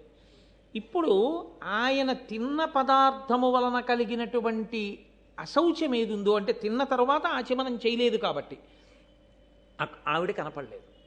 వెంటనే మళ్ళీ ఆచమనం చేశాడంటే ఆచారకాండ యొక్క వైభవం ఏమిటో నన్నయ్య గారు చక్కగా పెద్దపీట వేసి మనకి దర్శనం చేయిస్తున్నారు. అందుకని ఆచమనం చేసి వెళ్ళాడు. వెళ్ళగానే ఆ పౌష్య మహారాణి కనపడింది. కనపడి, నాయన ఇదిగో కుండలములు అడిగావు, గురుదక్షిణగా ఇస్తానంటున్నావు, తీసుకెళ్ళు. కానీ ఒక్కటి జ్ఞాపకం పెట్టుకో, తక్షకుడు అని ఒక సర్పరాజు ఉన్నాడు. ఆయన మహాబలవంతుడు మాయావి. ఎప్పటి నుంచో ఈ కుండలములను తస్కరించాలని కోరుకుంటున్నాడు. ఎందుకు తస్కరించలేకపోయాడు? పరమ పవిత్ర పతివ్రత అయిన నేను ఉన్న చోటికి ఎలా రాగలడు? అపవిత్రమైన ఆలోచనలు ఉన్నవాడు రాలేకపోయాడు. ఇప్పుడు నువ్వు పట్టుకెడుతున్నావు. చూశావా, గబుక్కుని లోపలికి వచ్చావు ఆచమనం చేయకుండా. అలా ఏమాత్రం నీ దగ్గర దోషం వచ్చినా వీటిని తీసుకుపోతాడు. తీసుకుపోతే ఏమవుతుందో తెలుసా? నేనిచ్చాను కుండలాలు, నువ్వు నీ శ్రద్ధని కోల్పోయిన కారణం చేత గురుదక్షిణ చెల్లించలేని వాడవుతావు. కాబట్టి చాలా జాగ్రత్తగా వీటిని పట్టుకుని వెళ్ళు, పరాకు చెప్పింది ఆవిడ. ఇప్పుడు గబగబా కుండలాలు తీసుకున్నాడు, చాలా సంతోషంగా బయలుదేరాడు. రాజుగారి దగ్గరికి వచ్చాడు. రాజుగారు అన్నారు, నాయన ఇంత కష్టపడి ఇంత దూరం వచ్చావు, వేళ దాటిపోయింది, మధ్యాహ్నం అయిపోయింది, భోజనం చేసి బయలుదేరు. బ్రహ్మచారివి, ఇంటికి వచ్చావు. బ్రహ్మచారి సన్యాసి వీళ్ళిద్దరూ ఆహారం కొరకు గృహస్థు ఇంటి మీద ఆధారపడతారు. కాబట్టి గృహస్థు యొక్క ధర్మం ఏమిటంటే బ్రహ్మచారి కానీ సన్యాసి కానీ వస్తే భిక్ష పెట్టాలి వాళ్ళిద్దరికి. వాళ్ళిద్దరూ తిన్నదాన్ని భిక్ష అంటారు. భిక్ష అని ఎందుకంటారో తెలుసా అండి? వచ్చే పూటకి దాచుకోకుండా ఉండాలి వాళ్ళిద్దరు. గృహస్థు వచ్చే పూటకి దాచుకోవచ్చు, అందుకు దానం పడతాడు. పొద్దున్న పలహారం చేసేసి మధ్యాహ్నం భోజనం చేసి రాత్రి ఏం చేస్తావో అని గృహస్థు అడిగాడు అనుకోండి, తప్పేం లేదు. రాత్రి గారెలు తిందామని ఉంది, మినప్పప్పు తెచ్చి నానబోయి, అంటే ఓ పూటలో నానతాయో లేదో నాకు తెలియదు, ఉదాహరణకి చెప్పానంతే. మళ్ళీ నానతాయా అండి అని నేను విరిగి అక్కడ అక్కండి. కాబట్టి తెచ్చి రాత్రి తినడం కోసమని ఏర్పాటు గృహస్థు పెట్టుకోవచ్చు. బ్రహ్మచారి అలా ఉంచుకోకూడదు, సన్యాసి అలా ఉంచుకోకూడదు. వాళ్ళు తినడానికి అని సంభారములు ఉండడానికి వీల్లేదు. ఎప్పుడు ఆకలి వేస్తే అప్పుడు 4 ఇళ్ల ముందుకెళ్ళి భవతి భిక్షాందేహి అని చేతిలో పడిన కబలం తింటారంతే. కాబట్టి ఇప్పుడు అటువంటి బ్రహ్మచారికి సన్యాసికి భిక్ష ఎవరు పెట్టాలి? గృహస్థు పెట్టాలి. కాబట్టి గృహస్థు ధర్మం. బ్రహ్మచారి వచ్చాడు, వెళ్ళిపోతున్నాడు కుండలాలు తీసుకుని, అన్నం ఎక్కడ తింటాడు? మరి తాను గృహస్థాశ్రమంలో ఉన్నదెందుకు? వచ్చిన వాడికి అన్నం పెట్టడానికే. కాబట్టి అతిథి దేవో భవ స్నాతకం చేసేటప్పుడు చెప్పారు గురువుగారు. గృహస్థాశ్రమంలోకి వెళ్ళేటప్పుడు బ్రహ్మచారి వస్తే అన్నం పెట్టు, అమ్మని జాగ్రత్తగా చూడు, నాన్నని జాగ్రత్తగా చూడని చెప్పారు. అందుకని ఆయన ధర్మం ఆయన పాటించాడు. ఆయన అన్నాడు భోజనం చేసి వెళ్ళు. తాను బ్రహ్మచారి, గృహస్థు పిలిస్తే తినాలి కాబట్టి తింటా. కాబట్టి ఇప్పుడు కూర్చోబెట్టాడు, భోజనం అంతా పెట్టాడు. భోజనం అంతా పెట్టిన తర్వాత ఆయన భోజనం చేస్తుంటే అందులో తల వెంట్రుక వచ్చింది. ఈ వెంట్రుక అనేటటువంటి విషయం చాలా ఉపద్రవంతో కూడుకున్నది. లోకంలో దేని వెంట్రుక పవిత్రం కాదు, ఒక్క ఏనుగు వెంట్రుక వినా. ఒక్క ఏనుగు వెంట్రుకకి మాత్రం ఉన్న శక్తి ఏమిటో తెలుసా అంటే అది దృష్టి దోషాన్ని తీసేస్తుంది. అందుకే పిల్లలు పుడితే ఇంట్లోనూ ఆ పిల్లలకి కనురాపు తగలకుండా ఉండడం కోసం ఏం చేస్తారంటే వాడి శీలము, వాడి వైభవము తెలియదుగా, వీడు ఎవరికి వారసత్వంలోకి వచ్చాడన్నది చూస్తారు. ఎంత అదృష్టం రా ఫలానా వాళ్ళ కడుపున పుట్టావు అంటారు ఒకటి. రెండు, ఎంత బాగున్నాడు అంటారు. అది కనురాపు. ఆ కనురాపు విరిగిపోవడానికి ఏం చేస్తారంటే ఏనుగు వెంట్రుక తీసుకొచ్చి ఏదో తావీజులోనో ఉంగరంలోనో పెట్టి పెడతారు. చిన్నపిల్లాడైతే ఉంగరం పెట్టుకోలేడు కాబట్టి తావీజులో పెట్టి మొలతాడుకు కడుతుంటారు. అలా నేను అన్నానని ఏ వెంకటాచలమో వెళ్ళినప్పుడు ఏనుగుల వెంట్రుకలన్నీ పీకీకండి, తప్పు కూడా. అది ఈశ్వర సేవలో ఉన్న ఏనుగు యొక్క వెంట్రుక తేవడం దోషం, అది ఈశ్వరుడి సొత్తు. వెంకటేశ్వర స్వామి వారు పిలిచిన ఆ ఏనుగు వెంట్రుక తీసుకోవాలి, మీకు చెప్తే తేవాలి తప్ప మీరు వెళ్ళి ఆ ఏనుగు వెంట్రుకలు పీకేసి తెచ్చేయడం అలాంటి పనులు చేయకూడదు. ఏ అరణ్యంలోకో వెళ్ళి తెమ్మని కూడా నేను చెప్పను. అలాగని లేనిపోని ఉపద్రవాలు చేసి కోటేశ్వరారు పురాణంలో చెప్పారు వెంకటాచలంలో చావద్దన్నారని అడవికి వెళ్ళారండి అని చెప్పకండి, అదో గొడవ. అంటే ఒక్కొక్కసారి చాలా విచిత్రంగా ఉంటాయి కొన్ని సమస్యలు, సభాముఖంగా చెప్పేవి కావు. అదేమిటంటే నీ చెప్పింది వీళ్ళకి ఇలా ఎలా అర్థమైంది అనిపిస్తుంది ఒక్కొక్క ఫోన్ కాల్ వింటుంటే. కాబట్టి ఆయన ఆ తల వెంట్రుక చూశాడు. వెంట్రుక అనేటటువంటిది అత్యంత హేయము. ఉత్తర క్షణంలో ఆ పదార్థాన్ని విసర్జించేయవలసి ఉంటుంది. ఇప్పుడు ఏమైందంటే అర్ధాకలితో లేచిపోయాడు బ్రహ్మచారి. ఉత్తరాపోసనం పట్టేయాలి, లేచిపోవాలి, అది తినకూడదు ఆ పదార్థాన్ని, అది దూష్యము తింటే. సరే ఇప్పుడైతే మన ఇళ్లలో ఉండేవన్నీ అవి అనుకోండి నేల మీద. ఎందుకుంటున్నాయి అంటే దోషం ఎవరిదో తెలుసా అండి? మగవాళ్ళదే. కారణం ఏమిటో తెలుసా? అసలు దువ్వెన అన్నది ఎవరి కొరకు వచ్చిందంటే కేవలము ఆడవారి కొరకే వచ్చింది. దువ్వెన మగవాడు ఉపయోగించే వస్తువు కానీ కాదు. ఎందుకంటే ఆయన శిఖతో ఉంటాడు, ఎప్పుడు తలనీలాలు ఇచ్చేసి శిఖ కొంచెం పెద్దదవగానే ఓ ముడేసుకుని మళ్ళీ తలనీలాలు తీసేస్తుంటాడు. ఇంకా దువ్వెన అవసరం ఆయనకి ఏంటి? దువ్వెన పెట్టి దువ్వుకుంటే చిన్న వెంట్రుకలు ఊడి ఇంట్లో కనపడ్డాయంటే దువ్వెన వాడిన తప్పు, శిఖ లేని తప్పు, గుండు చేయించుకొని తప్పు, వెంట్రుకలు ఊడిన తప్పు వాడిది. కాబట్టి ఇప్పుడు అందులోకి వెంట్రుక వస్తే అర్ధాకలితో బ్రహ్మచారి లేచిపోయాడు. బ్రహ్మచారి అర్ధాకలితో లేచిపోతే మరి బాధ కదండి. సగమాకలితో లేచిపోవడం స్వభావము అని మీతో నేను మాట చెప్పాను చూసారా, అది దుడుక్కున పైకి వచ్చింది. పిల్లవాడు కదూ, ఆకలి శ్రద్ధతో పెట్టద్దు. అన్నం పెట్టినప్పుడు గృహస్థు బ్రహ్మచారికి భిక్ష పెట్టేటప్పుడు ఒళ్ళు దగ్గర పెట్టుకు పెట్టకుండా వెంట్రుకతో అన్నం పెడతావా? కడుపు నిండనే లేదు, లేచిపోయాను. ఒకసారి తినవండి, మళ్ళీ వెళ్ళి ఇంకోసారి తినకూడదు, మళ్ళీ ఇంకా రాత్రి ఎప్పుడో ఏ పలహారం వరకు ఉండాలి. ఎంత దూరం నడవాలి ఈ ఆకలితోటి? ఎంత ఇబ్బంది పెట్టావు నన్ను. ఆయనకి కోపం వచ్చి నీకు దృష్టి పోవుగాక అన్నాడు పౌష్య మహారాజు. అనగానే పౌష్యుడు అన్నాడు, నువ్వు బ్రహ్మచారివి, నేను గృహస్థుని, నా ధర్మం నేను నెరవేర్చాను. నేను వండానా? నేను నీకు కావాలని వెంట్రుక వేసి పెట్టానా? అది పొరపాటున వెంట్రుక వచ్చింది. సర్వేంద్రియాణం నయనం ప్రధానం. దృష్టి ఎంత ముఖ్యం. దృష్టి లేనివాడు రాచరికం ఏం చేస్తాడు? ఏమిటి రక్షిస్తాడు రాజ్యాన్ని? ఇప్పుడు నాతో పోలేదు. రాజ్యము యొక్క రక్షణే సంకట స్థితిలోకి వెళ్ళింది. నీకు వచ్చిన కోపానికి నువ్వు నన్ను మాత్రమే శిక్షించి విడిచిపెట్టలేదు, అమాయకులైన వారి మీద కూడా ఈ శిక్ష యొక్క ప్రభావం పడిపోయింది. ఇది పౌష్యుడి యొక్క హృదయం. నా వరకు నువ్వు శిక్ష వేస్తే ఏమో, కానీ నీ శాపవాక్కునందు అమాయకులు కూడా పడ్డారు. ఇప్పుడు నువ్వు పరిధి దాటావు కాబట్టి నీకు శాపవాక్కు ఇవ్వాలి, నీకు సంతానము కలగకుండుగాక అని శపించాడు. ఇప్పుడు ఏమైంది? పుస్తకాలు చదువుకున్నాడు, ఋషి రుణం తీరింది, యజ్ఞం చేస్తాడు, హోమం చేస్తాడు, దేవతల రుణం తీరింది. తను కొడుకుని కనలేదు, పుత్ర రుణం తీరలేదు, పితృ రుణం తీరలేదు. ఒక రుణం ఉండిపోయిందిగా. ఒక రుణం ఉండిపోయిన వాడికి స్వర్గలోక ద్వారం కూడా చూడనివ్వరు. కాబట్టి ఉన్నత లోకాలు లేవు, మూసుకుపోయి. నువ్వు నన్నంత దూరం తీసుకెళ్ళావు కాబట్టి నేను నిన్నింత దూరం తీసుకెళ్ళాను, నువ్వు అపుత్రకుడవదుగోగాక. అంటే ఏమైంది? ఇద్దరు స్వభావాలు పైకొచ్చాయి. ధర్మం లేదని మీరు అనుకోకండి, ధర్మం ఉంది. కానీ స్వభావము ఏం చేస్తుందంటే ఒక్కొక్కసారి దుందుడుకుగా రజోగుణ తమోగుణ భూయిష్టమై పైకొచ్చి ధర్మాన్ని నొక్కేస్తుంది. నొక్కేసి అంత దూరం తీసుకెళ్ళిపోతుంటుంది. ఈ ఎంత జాగ్రత్త పడితే, ఎంత తపస్సు చేస్తే, ఎంత పరిశీలించుకుంటే తన స్వభావాన్ని తాను గెలవగలడో, ధర్మమునకు కట్టుబడి నిలవగలడో, ఏ స్థితి తర్వాత అంత గొప్ప స్థితిలో నిలబడగలడో. స్వభావమును గెలవడం ఎన్ని కోట్ల జన్మలుగానో జీవుడు అలవాటు చేసేసుకున్నది. అకస్మాత్తుగా ఇప్పుడు ఇలా పోగొట్టేసుకుందామంటే ఉత్తరక్షణం పోదు. ఎంతో సాధన సాధన సాధన సాధన చేస్తే కానీ స్వభావమునందు మార్పు రాదు. జీవుడు పట్టుకెడుతుంటాడు యాత్రలో దాన్ని. కాబట్టి స్వభావము పైకొచ్చింది. ఆయన శాపవాక్కు విడిచాడు, ఈయన శాపవాక్కు విడిచిపెట్టాడు. విడిచిపెట్టిన తర్వాత ఇద్దరూ వేళ్ళు విరుచుకున్నారు. అయ్యయ్యో, నిన్ను చాలా దూరం శపించేశాను. నువ్వు చదువుకున్న చదువు నీకు స్వర్గాన్ని ఇవ్వదు. ఎందుకంటే నువ్వు అపుత్రకుడిగా ఉండిపోతున్నావు. నాకున్నటువంటి ధర్మం, నాకున్న బలం ప్రజల్ని రక్షించడానికి ఉపయోగం లేకుండా చేసింది అని పౌష్యుడు అన్నాడు. నువ్వు నీ శాపాన్ని ఉపసంహారం చేసేయి.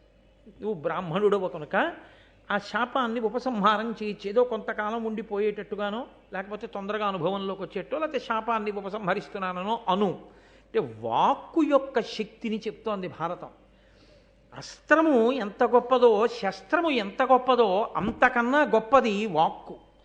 మీరు ఓ కత్తి పెట్టి కొట్టారనుకోండి, ఉదంకుడికి ఓ చేయి తెగిపోయి ఉండేది, అసలు ఇంకా వంశం లేకుండా పోయి ఉండేది కాదు.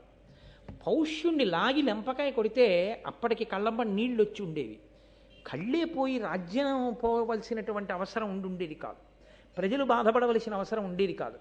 అంటే వాక్కు యొక్క శక్తి అస్త్రశస్త్రముల శక్తి కన్నా గొప్పది. తొందరపడి తపస్సున్నవాడు వాక్కు విడిచిపెట్టేస్తే అవతలవాడు ఎంత బాధపడిపోతాడో కూడా ఆలోచించవలసి ఉంటుంది. లేదా ఈ వాక్కు ఇలా వచ్చింది అంటే, అంత తపోనిష్టాగరిష్ఠులైన వ్యక్తుల నోటి వెంట వాక్కు వచ్చింది అంటే దాని వెనక ఏదో బలీయమైన కారణం తరుముకుంటూ వచ్చి ఉండాలి. లేకపోతే ఆ వాక్కు రాదు. ఈశ్వరుడు ఆ వాక్కు దేనికో పలికించి ఉండాలి. వెనక ఏదో బలీయమైన కారణం ఉందన్నమాట. ఏది జరిగి ఉండాలి. కాబట్టి భారతం చదువుకోవాలి, తప్పదు. కాబట్టి నువ్వు ఉపసంహారం చేయి శాపాన్ని అన్నాడు పౌష్యుడు. ఈయనన్నాడు, అలాగే నేను ఉపసంహరిస్తాను, నువ్వు కూడా ఉపసంహారం చేయి అన్నాడు. అంటే రాజు అన్నాడు, స్వభావము అన్న మాట ఎలా ఉంటుందో చెప్పాడు. ఇక్కడ స్వభావాన్ని అంగీకరించాడు. ఎంత త్రికరణ శుద్ధిగా ఉన్నది ఉన్నట్టు స్వభావమును గురించి మాట్లాడేవాడు ఉండడు. నా స్వభావం ఇదండి అని చెప్పడు. పైకి ఒకలా కనపడతాడు, లోపల ఒకలా ఉంటాడు. పైకి కనపడినట్టు లోపల ఉన్నాడని మీరు అనుకోలేరు. స్వభావం అన్నది చాలా కష్టం. ఇక్కడ పౌష్యుడు స్వభావం గురించి మాట్లాడుతున్నాడు. ఆయన అన్నాడు, నన్నయ్య గారి పద్యాల్లో ఈ పద్యం చాలా ప్రఖ్యాతి వహించినటువంటి పద్యం. అంటే కారణం ఏమిటో తెలుసా అండి? ఏదో రాజు గురించి చెప్పింది, శిష్యుడి గురించి చెప్పింది కదా, స్వభావ వర్ణనం చేసి దాన్ని గురించి చెప్పడమే చాలా కష్టం. అసలు అలా కన్ఫెషన్ అంటారు, ఉన్నట్టు మాట్లాడడం ఉండదు. రెండు, స్వభావాన్ని గెలవడం ఎంత కష్టమో చెప్తుంది. కాబట్టి ఆయన అన్నాడు, నిండు మనంబు నవ్యనవనీత సమానము పల్కు దారుణాఖండల శస్త్రతుల్యము జగన్నుత విప్రులయందు నిక్కము ఈ రెండును రాజులందు విపరీతము కావున విప్రుడోపు ఓపండతిశాంతుడయ్యు నరపాలుడు శాపము గ్రమరింపగన్. ఆయన అన్నాడు, నిండు మనంబు నవనీత సమానము పల్కు దారుణాఖండల శస్త్రతుల్యము జగన్నుత విప్రులయందు. బ్రాహ్మణులు గొప్ప తపస్సు చేసి ఉంటారు. వాళ్ళ మనసు నవనీతంలా ఉంటుంది, అప్పుడే తీసినటువంటి వెన్నముద్దలా ఉంటుంది. కానీ పలుకో దారుణంగా ఉంటుంది, చాలా కఠినంగా ఉంటుంది. కానీ మాట అలా మాట్లాడారు అంటే అవతల వారిని దిద్దడానికి మాట్లాడతారు తప్ప మనస్సు, వారి స్వభావమునందు దోషం లేదు. వారి స్వభావం చాలా మంచిది. అమృత హృదయుడు బ్రాహ్మణుడు, అలా ఉండాలి. కాబట్టి ఆయన వాక్కు కఠినంగా ఉన్న మనసు వెన్నలా ఉంటుంది. కాబట్టి వాక్కు కఠినమైనది వచ్చినా మళ్ళీ దాన్ని తిప్పి అనుగ్రహించగలిగిన లక్షణం బ్రాహ్మణుడికి సహజంగా ఉంటుంది. కానీ నిక్కము ఈ రెండును రాజులందు విపరీతము. రాజులందో మాట వెన్నపూసలా ఉంటుంది, మనసు వజ్రంలా కాఠిన్యంతో ఉంటుంది. ఇంత కఠినమైన మనసు ఉన్నవాడు ఇప్పుడు మంచిగా ఉన్నట్టు ఉన్నా మనసు వెన్నపూస కాదు కాబట్టి తీయలేడు శాపవాక్కుని. కాబట్టి నువ్వే తీయగలవు బ్రాహ్మణుడు కాబట్టి నువ్వు తీయి, నేను తీయలేనన్నాడు. ఒక హృదయము అంత ప్రసన్నంగా అంత మెత్తగా ఉంటుంది. ఇప్పుడు ఆ కుండలమలను పట్టుకున్నాడు, గబగబా వెళ్ళిపోతున్నాడు. వెళ్ళిపోతూ ఆయన ఆచమనం చెయ్యవలసినటువంటి పరిస్థితి వచ్చింది. ఆచమనం చెయ్యవలసిన పరిస్థితి అన్నప్పుడు మీరు దాన్ని ఎలాగైనా అన్వయం చేసుకోవచ్చు. శరీరమునకు అన్నదానికి కొన్ని అవసరములు ఉంటాయి. లోపల ఉన్న పదార్థాన్ని బయటికి పంపవలసి ఉంటుంది, పైన ఉన్న పదార్థాన్ని పిండాండమును పోషించడానికి తీసుకోవలసి ఉంటుంది. కాబట్టి అందులో ఏది జరిగినా మళ్ళీ ఓసారి ఆచమనం చేయవలసి ఉంటుంది. ఆచమనం చెయ్యాలి కాబట్టి ఆయన ఏం చేశాడంటే ఒక నది ఒడ్డున ఇక్కడ ఏది కూడా మలమూత్ర విసర్జన జరగదు అని నమ్మకం. ఎందుకని అంటే మనకు ఒక ధర్మం ఉంది లోకంలో. ఏమిటా ధర్మం అంటే నది ఒడ్డున కానీ నదీ జలముల యందు కానీ మలమూత్ర విసర్జన వంటివి చెయ్యరాదు. ఎందుకంటే నది పరమ పవిత్రమైనది కనుక. కానీ వర్షాలు పట్టలేదు అంటే లేకపోతే లోకంలో రకరకాల వ్యాధులు వస్తున్నాయి, లోకంలో రకరకాల ఉపద్రవాలు వస్తున్నాయంటే ఇవాళ మనం సనాతన ధర్మంలో శాస్త్రవాక్కుని విస్మరించాం కాబట్టి నదీ తీరములన్నీ ఎంత భయంకరమైన స్థితిలో ఉంటాయో సూర్యోదయ కాలమునందు నదీ జలములను మనం ఎంత అవమానం చేస్తున్నామో, ఎలా ప్రవహిస్తాయి నదీ జలాలు ప్రవహించమంటే. ఇన్ని పథకాలు పెట్టండి, ఇన్ని మరుగుదొడ్లు కట్టివ్వండి, నదీ తీరములే మరుగుదొడ్లు. కాబట్టి ఆ రోజులలో ఉదంకుడు నమ్మాడు నదీ తీరము పరిశుద్ధముగా ఉంటుంది, ఎవ్వరూ ఇక్కడ అటువంటి తప్పు పని చెయ్యరు. కాబట్టి కుండలములను నది ఒడ్డున పెట్టి నదీ జలములను ఆచమనం చేస్తున్నాడు. ఆచమనం చేస్తుంటే తక్షకుడు దిగంబరుడిగా వచ్చాడు, ఒంటి మీద బట్టలు లేనివాడిగా. అంటే ఇంకా అంతకన్నా అపవిత్రమైనటువంటి దర్శనం లోకంలో ఇంకోటి ఉండదు. అంత అపవిత్రమైన వాడిగా వచ్చి ఇప్పుడు ఆ కుండలములను పట్టుకుని పారిపోతున్నాడు.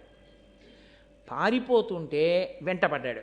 నాగరాజుగా మారి అక్కడే ఉన్నటువంటి ఒక పెద్ద పుట్ట యొక్క కలుగులోకి వెళ్ళిపోయాడు. ఉదంకుడికి ఒక పెద్ద బాధ ఉంది. ఎప్పుడో అప్పుడు తేవచ్చులే, ఈలోగా గురువుగారు చెప్పినటువంటి మంత్రతంత్రాలతో మనం ఏదో చేద్దామంటే కుదరదు. ఎందుకని? పక్కనే కదా అని చెప్పి ఆవిడ నేటికి 4వ రోజున నేను ధరిస్తాను, దానికి కావలసినటువంటి రీతిలో నేను స్నానం చేసి సిద్ధంగా ఉంటానని చెప్పింది గురుపత్ని. ఈ లోపల పట్టుకెళ్ళిపోవాలి కుండలాలు.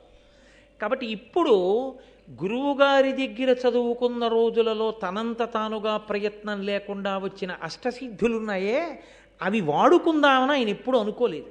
అందుకనే పౌష్యమహారాజు దగ్గరికి నడిచెళ్ళాడు, పౌష్యమహారాజు దగ్గర నుంచి నడిచొచ్చాడు. లేకపోతే వాయుగమనం చేసి వెళ్ళిపోతాడు. ఆయనకి వాటి మీద ఆసక్తి లేదు. కాబట్టి అసలు నాకు ఈ సిద్ధులు ఉన్నాయి అని కూడా ఆయన పట్టించుకోలేదు. ఇప్పుడు వాటి అవసరం వచ్చింది. దేనికి వచ్చింది? గురువు దక్షిణ సమయానికి చెల్లించాలి. అందుకని ఆయన అష్టసిద్ధుల్ని ఆధారం చేసుకుని తాను కూడా తక్షకుడు వెళ్ళిన మార్గంలో పుట్టలోంచి పాతాళంలో నాగలోకానికి వెళ్ళిపోయాడు. తీరా నాగలోకానికి వెళ్ళి చూస్తే ఎవ్వరూ కనపడలేదు, అంతా నిశ్శబ్దంగా ఉంది. ఇప్పుడు ఆయన ఆ నాగరాజులు కనపడాలి, కనపడి ప్రసన్నులు అవ్వాలి. ప్రసన్నులైతే అయ్యయ్యో తీసుకెళ్ళిపోవయ్యా అని మళ్ళీ కుండలాలు ఇచ్చేసేయాలి. కాబట్టి ఇప్పుడు ఆయన నాగరాజుల్ని ప్రార్థన చేశాడు. బ్రాహ్మణుడు నమ్మేదేమిటి? మళ్ళీ గభాల శాపవాకు విడిచిపెట్టకూడదు. తాను నాగరాజుల్ని, వాళ్ళంత తపో నిష్ఠాగరిష్ఠులు, మహానుభావులు, ఆదిశేషుడు వంటి వారు ఉన్నారు కాబట్టి ప్రార్థన చేసి దేవతాస్వరూపాన్ని ప్రసన్నం చేసుకోవాలి. ఇది మళ్ళీ ఇంకొక విచిత్రమైనటువంటి విషయం. మీరు కొన్ని స్వరూపాల్ని ప్రసన్నం చేసుకోవాలంతే తప్ప వాటిని మీరు మీ తపస్సుతోటో ఇంకోలాగో మీకున్నటువంటి పూజ చేతో వాటి మీద మీ అధికారం చలాయించే ప్రయత్నం చేయడం కుదరదు. సుందరకాండలో హనుమ అంతటి వారు లంకని వశం చేసుకున్నారు. ఎందుకంటే ఆవిడ కూడా అంతే అటువంటిదే.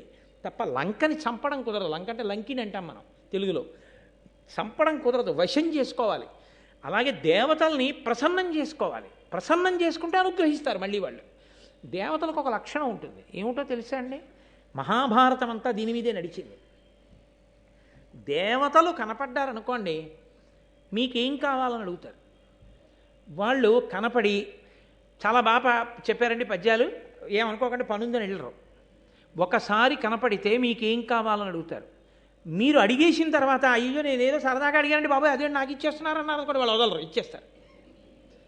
అక్కడే కదా భారతంలో పెద్ద అల్లరి జరిగింది. కుంతి కర్ణుడిని అడిగింది సూర్యుడిని, నువ్వు కన్యవో ఎవరో నాకు అనవసరం, నేను దేవతామూర్తిని, నువ్వు ప్రార్థన చేసావో వచ్చాను, నన్ను చూడగానే నా తేజస్సు చూసి నీలాంటి కొడుకుంటే అన్నావు, ఇచ్చేసాను అంతే. ఇప్పుడు ఆ తర్వాత బంగారం పెట్టులో పెట్టుకుని వదిలేస్తావో ఇంటికి పట్టుకెళ్ళి పెంచుకుంటావో నీ ఇష్టం, ఇచ్చేసాడంతే. దేవతలది ఆ లక్షణం.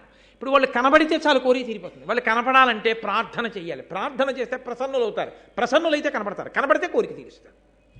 అక్కడికి వచ్చాడు ఉదంకుడు. ఎన్ని నేర్పుతుందండి మహాభారతం. ప్రతి చోట ఆచారకాండ, వేదము, ధర్మము ఇన్నిటినీ ఆవిష్కరిస్తూ ఉంటారు. కాబట్టి ఇప్పుడు ఆయన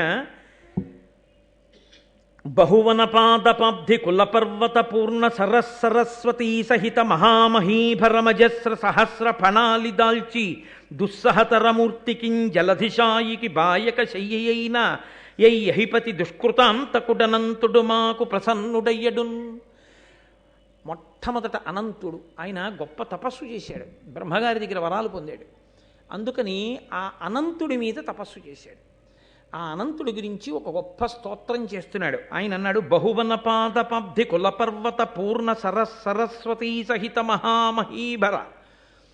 కులపర్వతాలతో, పెద్ద పెద్ద పర్వతాలతో, నదులతో, అరణ్యములతో, వనములతో ఉన్నటువంటి ఈ భూమినంతటినీ కూడా ఇంతటి బరువుని తన పడగల మీద మోసేటటువంటి ఆదిశేషుడెవరున్నాడో ఆయన ఈ భూమి భారాన్ని వహించడమే కాదు, ఇటువంటి బ్రహ్మాండములన్నిటినీ తన బొజ్జలో పెట్టుకున్నటువంటి శ్రీమన్నారాయణుడు పాలసముద్రంలో పడుకుని ఉండగా ఆయనకి శయ్యయ్యి ఆయనని కూడా వహించగలిగినటువంటి శక్తి కలిగిన ఆదిశేషుడు ఎవరున్నాడో, ఆ అనంతుడెవరున్నాడో ఆయన మాకు ప్రసన్నుడయ్యడున్. ఆదికవి కదండి నన్నయ్య గారు. అందుకని నన్నయ్య గారు ఆదికవిగా తర్వాత కవులకు శతక సాహిత్యంలో మకుటం పెట్టడం నేర్పారు. ఆ తరువాతి కాలంలో చేసినటువంటి శతకాలలో శ్రీకాళహస్తీశ్వర అంటూ ధూర్జటి మొదలైన వాళ్ళు ఒకే పేరుతో మకుటం పెట్టి శతకాలు చేశారు. ఒకే మకుటంతో పద్యరచన ఆదికవిగా నన్నయ్య చేశారు. కాబట్టి అటువంటి ఆ శేషుడు మాకు అయ్యడుగాక. అరిది తపో విభూతి అమరారుల బాధలు వందకుండగా ఉరగుల నెల్లగాచిన మహోరగనాయకుడు ఆడానమచ్చురాసురమకుటాగ్రరత్న రుచి శోభిత పాదున కద్రినందనేశ్వరునకు భూషణంబయిన వాసుకి మాకు ప్రసన్నుడయ్యడున్. ఆయన ఏ జాతిలో పుట్టాడో ఆ నాగజాతి ఇబ్బందులు పడకుండా, దేవతల వలన రాక్షసుల వలన ఆపదలు రాకుండా గొప్ప తపస్సు చేసి దేవతల చేత రాక్షసుల చేత కూడా నమస్కరింపబడేటటువంటి లక్షణమున్నవాడు. దేవతలు రాక్షసులు కూడా నమస్కరిస్తుంటే ఇరువురి యొక్క తల్ల మీద అలంకారము చేయబడినటువంటి కిరీటములలో పొదగబడిన మణుల యొక్క కాంతుల చేత ప్రకాశించేటటువంటి పాదపద్మములు కలిగినటువంటి పరమేశ్వరునికి ఆభరణముగా భాషించేటటువంటి వాసుకి మాకు ప్రసన్నమయ్యడుగాక. ఇదొక చిత్రమైనటువంటి విషయం ఈ ప్రార్థనలో. తండ్రి అన్న మాటకు అర్థం ఉంటుంది. తండ్రికి 5 కొడుకులు ఉన్నారనుకోండి, ఒక ఆయన ఐఏఎస్, ఒక ఆయన ఐపీఎస్, ఒక ఆయన ఐఆర్ఎస్, ఒక ఆయన ఐఎఫ్ఎస్, ఒక ఆయన జేబు దొంగ. తండ్రి ఐఏఎస్, ఐఆర్ఎస్, ఐఎఫ్ఎస్, ఐపీఎస్లకే తండ్రా, జేబు దొంగకు కూడా తండ్రా? జేబు దొంగకి తండ్రి. నాన్నగారి షష్ఠి పూర్తికి 5 అక్కడికి వచ్చి నమస్కారం చేస్తారు. 5 బట్టలు పెడతారు. 5 జేబు దొంగతో సహా నాన్నగారండి మీరు తప్ప మాకు ఎవరున్నారండి అని నమస్కారం పెడతారు కదా. అంతేకాని లోకంలో వీడు నాకు కొడుకు కాడు నేను వదిలిపెట్టేశాను అనడం కుదరదిహ. కన్న తర్వాత తండ్రే, వాడు గుణవంతుడో గుణం లేనివాడో. ప్రపంచంలో ఇన్ని భూతములు ఉన్నాయంటే భూతములకన్నిటికీ తండ్రి ఈశ్వరుడే. జగత పితరౌ వందే పార్వతీ పరమేశ్వరౌ. మంచి వాళ్ళకి మాత్రమే ఈశ్వరుడు తండ్రి అండి, చెడ్డవాళ్ళకి తండ్రి కాడండి అనడానికి వీల్లేదు. తండ్రి శాసనం ఏమిటి? జేబు దొంగ ఉన్నాడనుకోండి, తండ్రికి నమస్కారం చేస్తున్నాడు అనుకోండి, జేబు దొంగలు నమస్కారం చేసేవాడండి ఆయన అని మీరు ఆయన్ని తిట్టారనుకోండి, ఒరే నువ్వు వెళ్ళరా కాసేపు కాకినాడ అన్నాడు అనుకోండి, ఏమైపోతాం మనం? మీకు ఆయన ఏం ఉపకారం చేయగలడు? రే ఇలాగే కూర్చోను కాసేపు అన్నాడు అనుకోండి, ఇప్పుడు తండ్రి గారి మాటకి వశవర్తియే ఆ జేబు దొంగ అలాగే కూర్చున్నాడు అనుకోండి, నువ్వు ఎక్కడికి వెళ్ళకు, మీ అమ్మ ఇక్కడే పెడుతుంది భోజనం చేసి, అంటే ఇక్కడే భోజనం చేసి ఇక్కడే పడుకోను అన్నాడు అనుకోండి. కాకినాడలో ఆ రోజు 1 తారీఖు జీతాలన్నీ జేబులో పెట్టుకెళ్ళే వాళ్ళ జీతాలన్నీ ఇంటికి వెడతాయా? వెళ్ళవా? వెళ్ళిపోతాయి కదా. 1వ తారీఖు ఒక్కరోజు ఆయన వదిలేశాడు అనుకోండి, వెళ్ళరా నువ్వు కాకినాడ అన్నాడు అనుకోండి, ఆ నెలలో జీతాలు ఇంటికి పట్టుకెళ్ళిన వాళ్ళు ఎవరు ఉండరు కాదు, వాడు ఒక్కడే పడిపోతాడు అన్ని జీతాలు ఉద్యోగం చేయకుండా. పరమేశ్వరుడి దగ్గర రాక్షసులు వశవర్తులైతే మనకు అదృష్టం. ఎందుకో తెలుసా అండి? భగవద్భక్తులైనవా చూసావా, వాడు రోజు నాకు నమస్కారం చేస్తాడు, ఒరే నువ్వు వాడి జేబు వంక చూశావో అంటాడు శివుడు. నాన్నగారని వాడి జోలికి వెళ్ళండి అంటాడు. కాబట్టి రాక్షసులు దేవతలు కూడా తండ్రి పరమేశ్వరుడికే నమస్కరిస్తారంతే. కాబట్టి ఆయన భూతములను అణిచిపెట్టి భక్తుల్ని కాపాడుతుంటాడు. ఇది తత్వాన్ని ఆవిష్కరించడం పద్యంలో. అటువంటి పరమేశ్వరుడికి ఆభరణమైన వాడు వాసుకి. కేవలం పరమేశ్వరుడు అంటే శక్తి సహితుణ్ణి చేయడం ఎలా? అందం చూడండి ఆ పద్యంలో. కాబట్టి అద్రినందనేశ్వరునకు, అద్రినందన అంటే పర్వతరాజపుత్రి పార్వతి, పార్వతికి ఈశ్వరుడు కాబట్టి పరమేశ్వరుడు. ఆయన పార్వతీపతి అన్నప్పుడు అమ్మవారు కూడా కలిసింది వచ్చి. కాబట్టి అద్రినందనేశ్వరునకు భూషణంబైన వాసుకి మాకు ప్రసన్నమయ్యడున్. అటువంటి వాసుకి ఎవరున్నారో ఆయన మాకు ప్రసన్నమగుగాక అని ప్రార్థన చేశారు. చేసి దేవమనుష్యలోకముల ద్రిమ్మరుచున్ విపుల ప్రతాప సంభావిత శక్తి శౌర్యులు అపార విశోత్కట కోప విస్ఫురత్పావక తాపితాకిల విపక్షులునైన మహానుభావులు ఐరావత కోటి ఘోర పణిరాజులు మాకు ప్రసన్నులయ్యడున్. దేవమనుష్యలోకముల ద్రిమ్మరుచున్ విపుల ప్రతాప సంభావిత శక్తి శౌర్యులు అపార విశోత్కట కోప విస్ఫురత్ పావక తాపితాఖిల విపక్షులునైనా. ఎంత పెద్ద సమాసాలు వేశారో చూడండి. దేవలోకంలో మనుష్యలోకంలో అంతటా తిరుగుతూ అపారమైన కోపంతో ఉంటూ తమ యొక్క విషం చేత దేన్నైనా కాల్చేయగలిగినటువంటి శక్తి కలిగిన వాళ్ళై మహానుభావులై ఐరావత వంశంలో జన్మించినటువంటి నాగులన్నీ కూడా మాకు ప్రసన్నమయ్యడున్, వాళ్ళు మాకు ప్రసన్నమయ్యడుగాక. గోత్ర మహామహీధర నికుంజములన్ విపినంబులన్ గురుక్షేత్రమునన్ ప్రకామగతి ఖేలన నొప్పి సహాశ్వసేనుడై ధాత్రి పరిభ్రమించు బలదర్ప పరాక్రమ దక్షుడీక్షణ శ్రోత్ర విభుండు తక్షకుడు శూరుడు మాకు ప్రసన్నుడయ్యడున్ అని తక్షకుడి మీద స్తోత్రం చేస్తున్నారు. గోత్ర మహామహీధర నికుంజములన్ విపినంబులన్ గురుక్షేత్రమునన్, పెద్ద పెద్ద పర్వతాల దగ్గర పుట్టలలో తిరిగేటటువంటి లక్షణమున్నటువంటి తక్షకుడు కన్ను చెవి రెండింటి యొక్క శక్తి ఒక ఇంద్రియమునందే పెట్టుకుని ఉన్నవాడు. అంటే చూస్తుంటే విననివాడు, వింటుంటే చూడనివాడు. 2 ఇంద్రియముల శక్తి ఒక ఇంద్రియంలోనే ఉంటుంది. చూస్తున్నప్పుడు ఇంకా వినపడదు, వింటున్నప్పుడే కనపడదు. అలా 2 ఇంద్రియముల శక్తి ఒక ఇంద్రియములో కలిగినటువంటి వాడు. అందుకని ఈక్షణ శ్రోత్ర విభుండు తక్షకుడు శూరుడు మాకు ప్రసన్నుడయ్యడున్. ఆ శూరుడైనటువంటి తక్షకుడు మాకు ప్రసన్నమయ్యడుగాక అని ఆ నాగులను ఉద్దేశించి ఈ స్తోత్రం చేశారు. మా గురువుగారు తరచుగా ఓ మాట చెప్తుంటారు, నాయన ఈ పద్యాలు ఎక్కడ చదివినా ఎప్పుడు చదివినా ఎవరు విన్నా వాళ్ళకి పాముల వలన బాధలు రావురా, తరుముకొస్తున్న ఆపదలుంటే పోతాయిరా నాయన, ఈ పద్యాలు చాలా గొప్పవిరా అంటుంటారు. నేను ఆయనంత బాగా చదవలేను, కానీ మా గురువుగారు అయితే ఇందులో పద్యాల్ని పాము బుస్ అంటే ఎలా వస్తుందో అలాగే చదువుతారు. అది ఎందుకంటే పాములను ఉద్దేశించి చదివిన పద్యాలు కదా, అందుకని ఆ పద్యం అలాగే చదువుతారు. మా గురువుగారు చదువుతున్నప్పుడు నిజంగా అలాగే ఉంటుంది. కానీ ఒక్క మాట మాత్రం మీరు గమనించవలసి ఉంటుంది. నిజానికి కవులు అటువంటి శబ్దముల యొక్క సౌందర్యమునందు ఏ విధమైన అనురక్తి కలిగిన వారు కారు. నేను మా గురువుగారు దాంట్లో అందం ఉందన్నారని నేను మీతో అన్నాను, కానీ నిజంగా ఆ పద్యంలో అదే అందం అని నేను చెప్పాను అనుకోండి, నన్నయ్య గారు చిన్నపుచ్చుకుంటారు. నేను యథార్థం చెప్తున్నాను. అలా కేవలము శాబ్దిక సౌందర్యము కొరకు వెంపర్లాడి కవిత్వం చేయరు పెద్దలు. దాంట్లో నిక్షేపింపబడిన అర్థానికే ఎక్కువ ప్రతిపాదన, కానీ అది అనుషంగికం. అటువంటి ఆ శబ్దాన్ని అలా పొదగడం ఒక గొప్పతనం. నేను మీకు ఒక్కసారి అది ఆ బుస్సు పద్యంలోకి ఎలా వస్తోందో మీకు నేను ప్రయత్నం చేసి చూస్తాను. బహువన పాదపబ్ధికుల పర్వత పూర్ణ సరస్వతి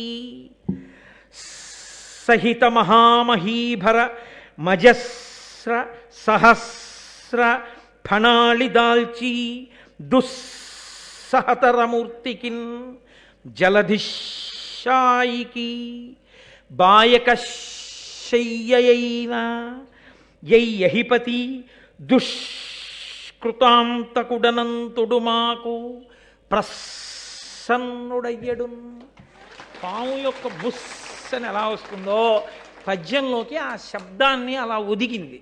అది మహానుభావం. కానీ దానికన్నా భావమే గొప్పది, తత్వమే గొప్పది తప్ప నన్నయ్య గారిని కేవలము ఆ శబ్దాల యొక్క వైభవాన్ని ప్రకటించి నన్నయ్య గారిని కించపరచడం నా ఉద్దేశ్యం ఎంతమాత్రం కాదు. నేను ఆయన పాద పరాగమును తల మీద చల్లుకుని బ్రతుకుతున్నామండి. కాబట్టి ఇప్పుడు ఆ నాగులనన్నిటినీ కూడా ఆయన స్తోత్రం చేశారు. కానీ వారెవరూ కనపడలేదు. అక్కడ ఒక గుర్రం మీద కూర్చున్నటువంటి ఒక దివ్యమైనటువంటి ఒక పురుషుడు ఒకడు దర్శనమిచ్చాడు. దర్శనమిచ్చి ఆయన అన్నాడు, నాయన నా దగ్గరకు వచ్చి నా చెవిలో ఒకసారి ఊదవయా అన్నాడు. ఆయన దివ్య పురుషుడు చెప్పాడు, నమ్మాడు. వెళ్ళి ఆ గుర్రం చెవిలో ఒక్కసారి ఉఫ్ఫని ఊదాడు.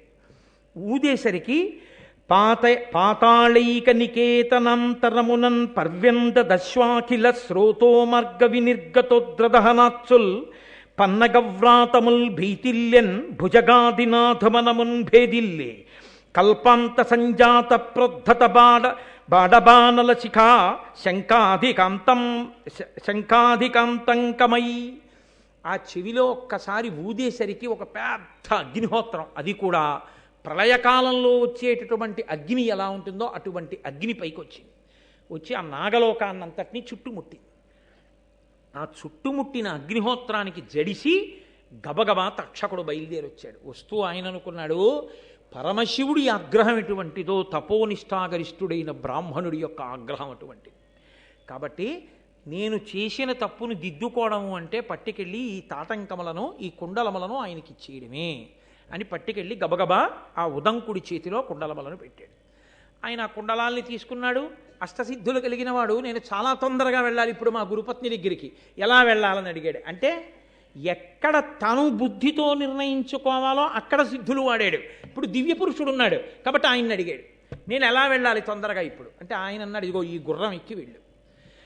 అక్కడే ఆశ్చర్యకరమైనటువంటి సందర్భాన్ని ఒకదాన్ని ఉదంకుడు చూశాడు. ఒక రాట్నం, ఆ రాట్నం దగ్గర తెల్లదారాలు నల్లదారాలు ఉన్నాయి. ఓ ఇద్దరు ఆడవాళ్ళు కూర్చుని ఉన్నారు. వారి పేరు ధాత విధాత. వాళ్ళిద్దరూ ఆ తెల్లదారాన్ని నల్లదారాన్ని తీసి కండికి చుడుతున్నారు. 12 ఆకులు కలిగినటువంటి చక్రం ఒకటి ఉంది. ఆ చక్రాన్ని బలిష్టమైనటువంటి 6 యువకులు తిప్పుతున్నారు. ఆ తిప్పుతున్నటువంటి సన్నివేశాన్ని చూశాడు ఆయన ఆ నాగలోకానికి వెళ్ళినప్పుడు. ఇప్పుడు ఆ గుర్రం మీద ఉన్న దివ్య పురుషుడు అన్నాడు, నువ్వు ఈ గుర్రం ఎక్కి వెళ్ళిపో అన్నాడు. వెంటనే ఆ గుర్రం ఎక్కి కూర్చున్నాడు, సంకల్పం చేశాడు. అది గురువుగారి భార్య దగ్గర ఉంది. ఆవిడ అప్పుడే స్నానం చేసి వచ్చి కూర్చుని, సుముహూర్తం అవుతోంది, కుండలాలు పెట్టుకోవాలి, వచ్చాడా ఆ శిష్యుడు అని చూస్తాను. అమ్మా వచ్చానమ్మా అన్నాడు. గబగబా కుండలాలు ఇచ్చాడు. గురుపత్ని ఆ కుండలాలు పెట్టుకుంది. గురువుగారు గురుదక్షిణ ఇచ్చాను. నాకు ఎంతో సంతోషంగా ఉంది. ఇస్తే సంతోషిస్తారని గురువుగారు కాదు, ఇచ్చి నేను సార్థకత పొందాను. ఆ చదువుకు ఒక సార్థకత కలిగింది ఇప్పుడు. కాబట్టి నేను పరమ సంతోషాన్ని పొందాను. కానీ గురువుగారు నాకు ఒక్క అనుమానం. నేను ఆ నాగలోకానికి వెళ్ళినప్పుడు నాకు అక్కడ ఒక పెద్ద రాట్నం కనపడింది. 2 యువతులు కనపడ్డారు. తెల్లదారాలు నల్లదారాలు కనపడ్డాయి. అక్కడ ఉండేటటువంటి ఆ యువతులు తెల్లదారాన్ని నల్లదారాన్ని తీర్చి ఆ కండికి అమరుస్తున్నారు. 12 ఆకుల చక్రం ఉంది. 6 బలిష్టమైన యువకులు చక్రాన్ని తిప్పుతున్నారు. అక్కడ గుర్రం మీద ఒక పురుషుడు కూర్చుని ఉన్నాడు. వెళ్ళేటప్పుడు ఒక దివ్య పురుషుడు గుర్రం మీద ఒక ఎద్దు మీద కూర్చుని కనపడి నా చేత పేడ తినిపించాడు. ఇవన్నీ ఏమిటో మీ దగ్గర తెలుసుకుందామని ఉంది గురువుగారు. అప్పటికి వాళ్ళు దివ్య పురుషులు కాబట్టి నేను చూసి వచ్చేసాను. గురువుగారిని అడిగి తెలుసుకుందామని. అవన్నీ ఏమిటి అని అడిగాడు. అయితే గురువుగారు నేను చూసి వచ్చానని నేనేం చెప్తాను రానలేదు. పైలుడు అలవోకగా దాన్ని విడమర్చాడు. ఆయన అన్నాడు, అప్పురుషుండింద్రుడు అయ్యుక్షమైరావతంబు గోమయమృతంబు నాగభువనంబులో గన్న పొలతులిద్దరూ ధాతయును విధాతయు వారి అనువయించు సిత కృష్ణ తంతు రాజిత తంత్రమది అహోరత్రంబు ద్వాదశారములు గలుగు చక్రంబు మాసాత్మ సంవత్సరంబు కుమారులయ్యార్వురు మహిత ఋతువులు అత్తురంగమగ్ని అప్పురుషుండు పర్జన్యుడు ఇంద్రసఖుడు సన్మునీంద్ర ఆది నింద్రుగాంచి అమృతాశివకుటని కభిమతార్థ సిద్ధి అయ్యనయ్యా.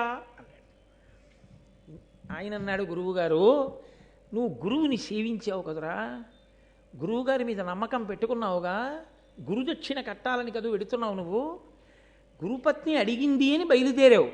నీ యొక్క చిత్తశుద్ధికి మెచ్చుకున్నారు దేవతలు.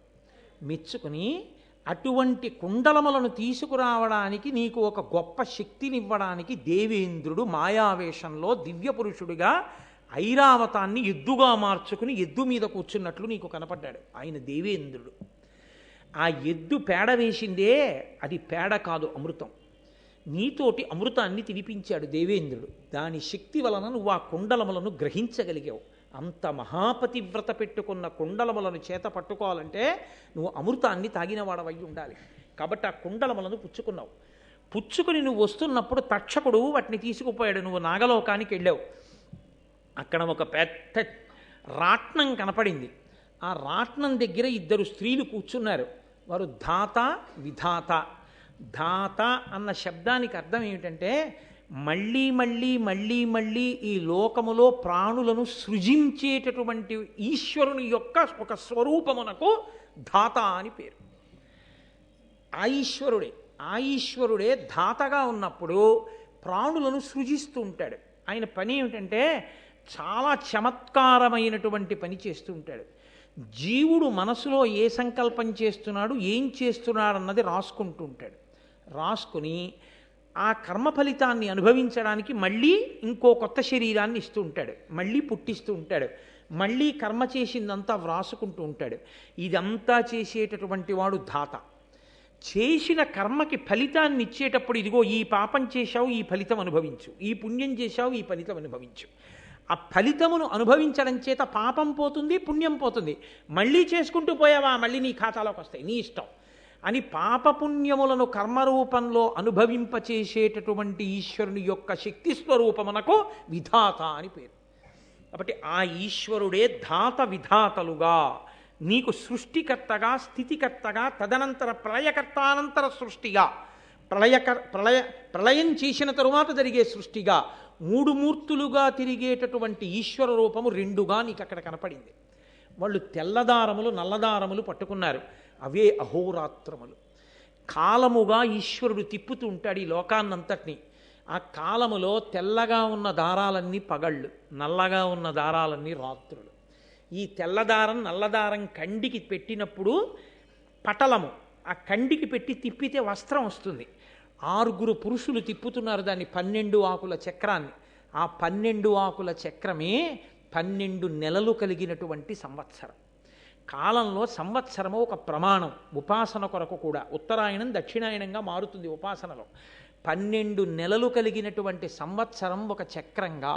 దాన్ని తిప్పే 6 పురుషులు ఆ కాలమునందు ప్రకృతిలో వచ్చేటటువంటి ప్రబలమైనటువంటి మార్పుని వ్యక్తీకరించేటటువంటి ఋతువు. ప్రకృతిలో మార్పు వస్తుంది కాలంలో. మొట్టమొదట వసంత ఋతువు, వసంత ఋతువు తర్వాత మనకి గ్రీష్మ ఋతువు, గ్రీష్మ ఋతువు తర్వాత వర్ష ఋతువు, వర్ష ఋతువు తర్వాత శరదృతువు, శరదృతువు తర్వాత హేమంత ఋతువు, హేమంత ఋతువు తర్వాత శిశిర ఋతువు, మళ్ళీ వసంత ఋతువు. ఇలా 6 ఋతువులుగా కాలం మారుతూ ఉంటుంది. ఇలా 6 ఋతువులుగా ప్రకృతిలో వచ్చేటటువంటి మార్పులను వ్యక్తీకరించేటటువంటి ఋతువులే ఆ 12 నెలలను తిప్పేటటువంటి ఆ ఋతువులు. అక్కడ బలిష్టమైనటువంటి యువకులుగా ఉండి చక్రాన్ని తిప్పుతున్నారు. ఆ తయారవుతున్న పటలమున్నదే అదే వస్త్రము. బట్ట తెలుస్తుంది, బట్ట లోపలి దారములు తెలియబడవు. మాయచేత సంసారమునందుంటాడు, బ్రహ్మము తెలియదు. సంసారమునందు పడి కొట్టుమిట్టులాడుతుంటాడు. ఆ ఈశ్వరుడే ఈ ప్రణాళికనంతటినీ నిర్వహణ చేస్తున్నాడు.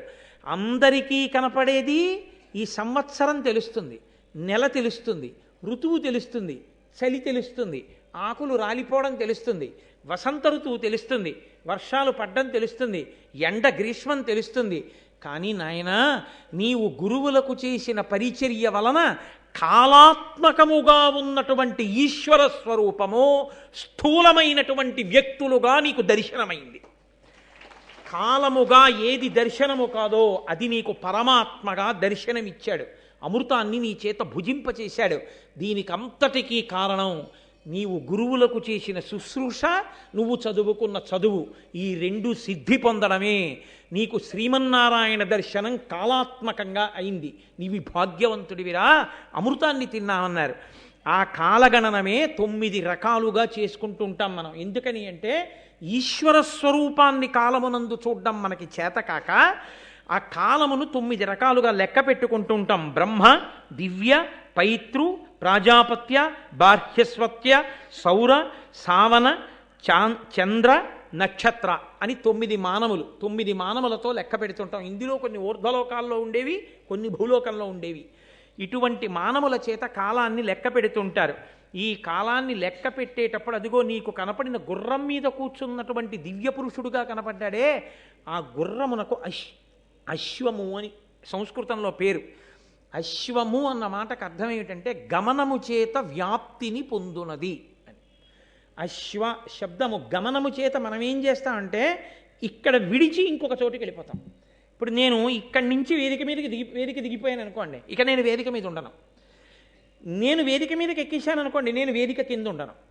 అశ్వ శబ్దానికి అర్థం ఏమిటంటే గమనము చేత వ్యాప్తి పొందుతూ ఉంటుంది. అంటే తాను ఎక్కడికి వెడుతోందో అక్కడక్కడ తాను వ్యాపిస్తూ ఉంటుంది.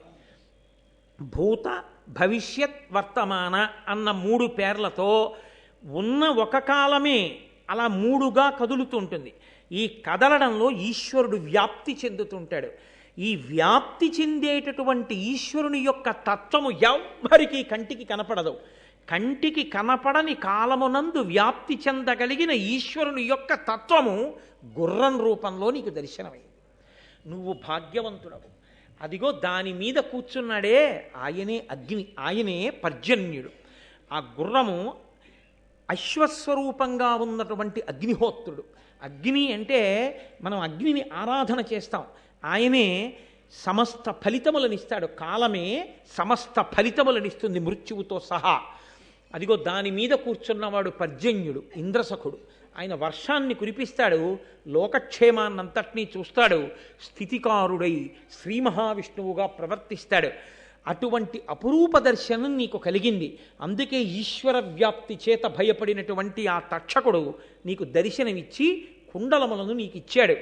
నువ్వు అటువంటి గుర్రాన్ని అధిరోహించి రాగలిగావంటే గురువుగారి అనుగ్రహాన్ని పొందినవాడు, గురువు యొక్క మనసు ప్రీతి చెందేటట్టు ప్రవర్తించగలిగినవాడు, గురుముఖత నేర్చుకున్నవాడు, సిద్ధుల కొరకు ప్రాకులాడనివాడు, బ్రహ్మ విద్య వశమైనవాడు, వాడు బ్రహ్మమునే దర్శించగలడు అని ఎదర మహాభారతంలో విశ్వరూప దర్శనం కొంతమందికి అనుగ్రహింపబడితే గురువుగారి యొక్క ప్రజ్ఞ ఎంత గొప్పదో, గురు వైభవం ఎంత గొప్పదో, గురువులు ఈ దేశంలో శిష్యులకు ఎటువంటి దర్శనం అందించారో, దర్శనమనందుకున్న శిష్యుడు గురువుకి వర్ణిస్తే అది ఏమిటో తాను తెలుసుకోలేకపోయినా శిష్యుడికి అలవోకగా చెప్పి గురువు ఆ భగవంతుని యొక్క స్వరూపాన్ని శిష్యుడికి ఎలా అందించాడో, ఆ పైలుని యొక్క వైభవాన్ని గురువైభవంతో, ఒక గురువు పట్ల శిష్యుడు ఎలా ప్రవర్తించాలో, గురుదక్షిణ తేవడానికి శిష్యుడు ఎంత కష్టపడ్డాడో, దాని వలన ఎంత అభ్యున్నతిని పొందాడో ఎదర సాక్షాత్ శ్రీమన్నారాయణుడే ఆయన ఆశ్రమానికి వచ్చి దర్శనమిస్తాడు మాట్లాడి. అంత గొప్ప అభ్యున్నతిని పొందడానికి గురువుకి నమస్కరించడం, గురువు పట్ల మర్యాదతో ఉండడం ఎంత అవసరమో మహాభారత ప్రారంభంలోనే గురువైభవంగా వ్యాసభగవానుడు ఉదంకోపాఖ్యానాన్ని ఇస్తే దాన్ని ఆంధ్రీకరించి ననయ భట్టారకుడు మనందరినీ కృతార్థుల్ని చేసి దానిలోకి ఈ నాగములను ప్రార్థన చేసేటటువంటి అత్యద్భుతమైన ప్రార్థనా శ్లోకాల్ని తీసుకొచ్చి లోకంలో అందరూ సుభిక్షంగా ఉండి అంతఃశత్రువులను గెలవడానికి, వచ్చే ఆపదలను పోగొట్టుకోవడానికి, దానికి తోడుగా దేవతానుగ్రహం కలగడానికి భారతం వింటున్నప్పుడు కేవలం విన్నంత మాత్రం చేత ఆ పద్యముల యొక్క శక్తి ప్రసరించి అందరికీ అభ్యున్నతిని కలిగేటట్టుగా వ్యాసభగవానుని అనుగ్రహంతో నన్నయ్య మహానుభావుడై మనకి ఆంధ్రీకరించి అందిస్తే ఇవాళ మనం ఆ ఘట్టాన్ని పూర్తి చేసుకున్నాం. రేపు అత్యద్భుతమైనటువంటి ధర్మ సూక్ష్మములతో కూడిన సర్పయాగ ప్రారంభం గురించి రేపటి రోజు సాయంకాలం 6:30 మళ్ళీ తిరిగి కలుసుకుని ఉపన్యాసాన్ని ప్రారంభం చేస్తాను. ఇవాళకి ఉపన్యాసం పూర్తయింది. మంగళాశాసనపరై మదాచార్య పురోగమై సర్వైశ్చ పూర్వైరాచార్యై తత్కృతాయాస్తు మంగళం. మంగళం కోసలేంద్రాయ మహనీయ గుణాత్మనే చక్రవర్తి తనూజాయ సర్వభౌమాయ మంగళం. ఉమాకాంతాయ కాంతాయ కామితార్థప్రదాయినే శ్రీగిరీశాయ దేవాయ మలినాథాయ మంగళం. కరచరణకృతం వా కర్మవాక్కాయజం వా శ్రవణనైనజం వా మనసం వాపరాధం విహితం వా సర్వమేత్తక్షమస్వా శివ శివ కరుణాబ్ధే శ్రీమహాదేవ శంభో. సర్వం శ్రీ ఉమామహేశ్వర పరబ్రహ్మార్పణమస్తు. స్వస్తి.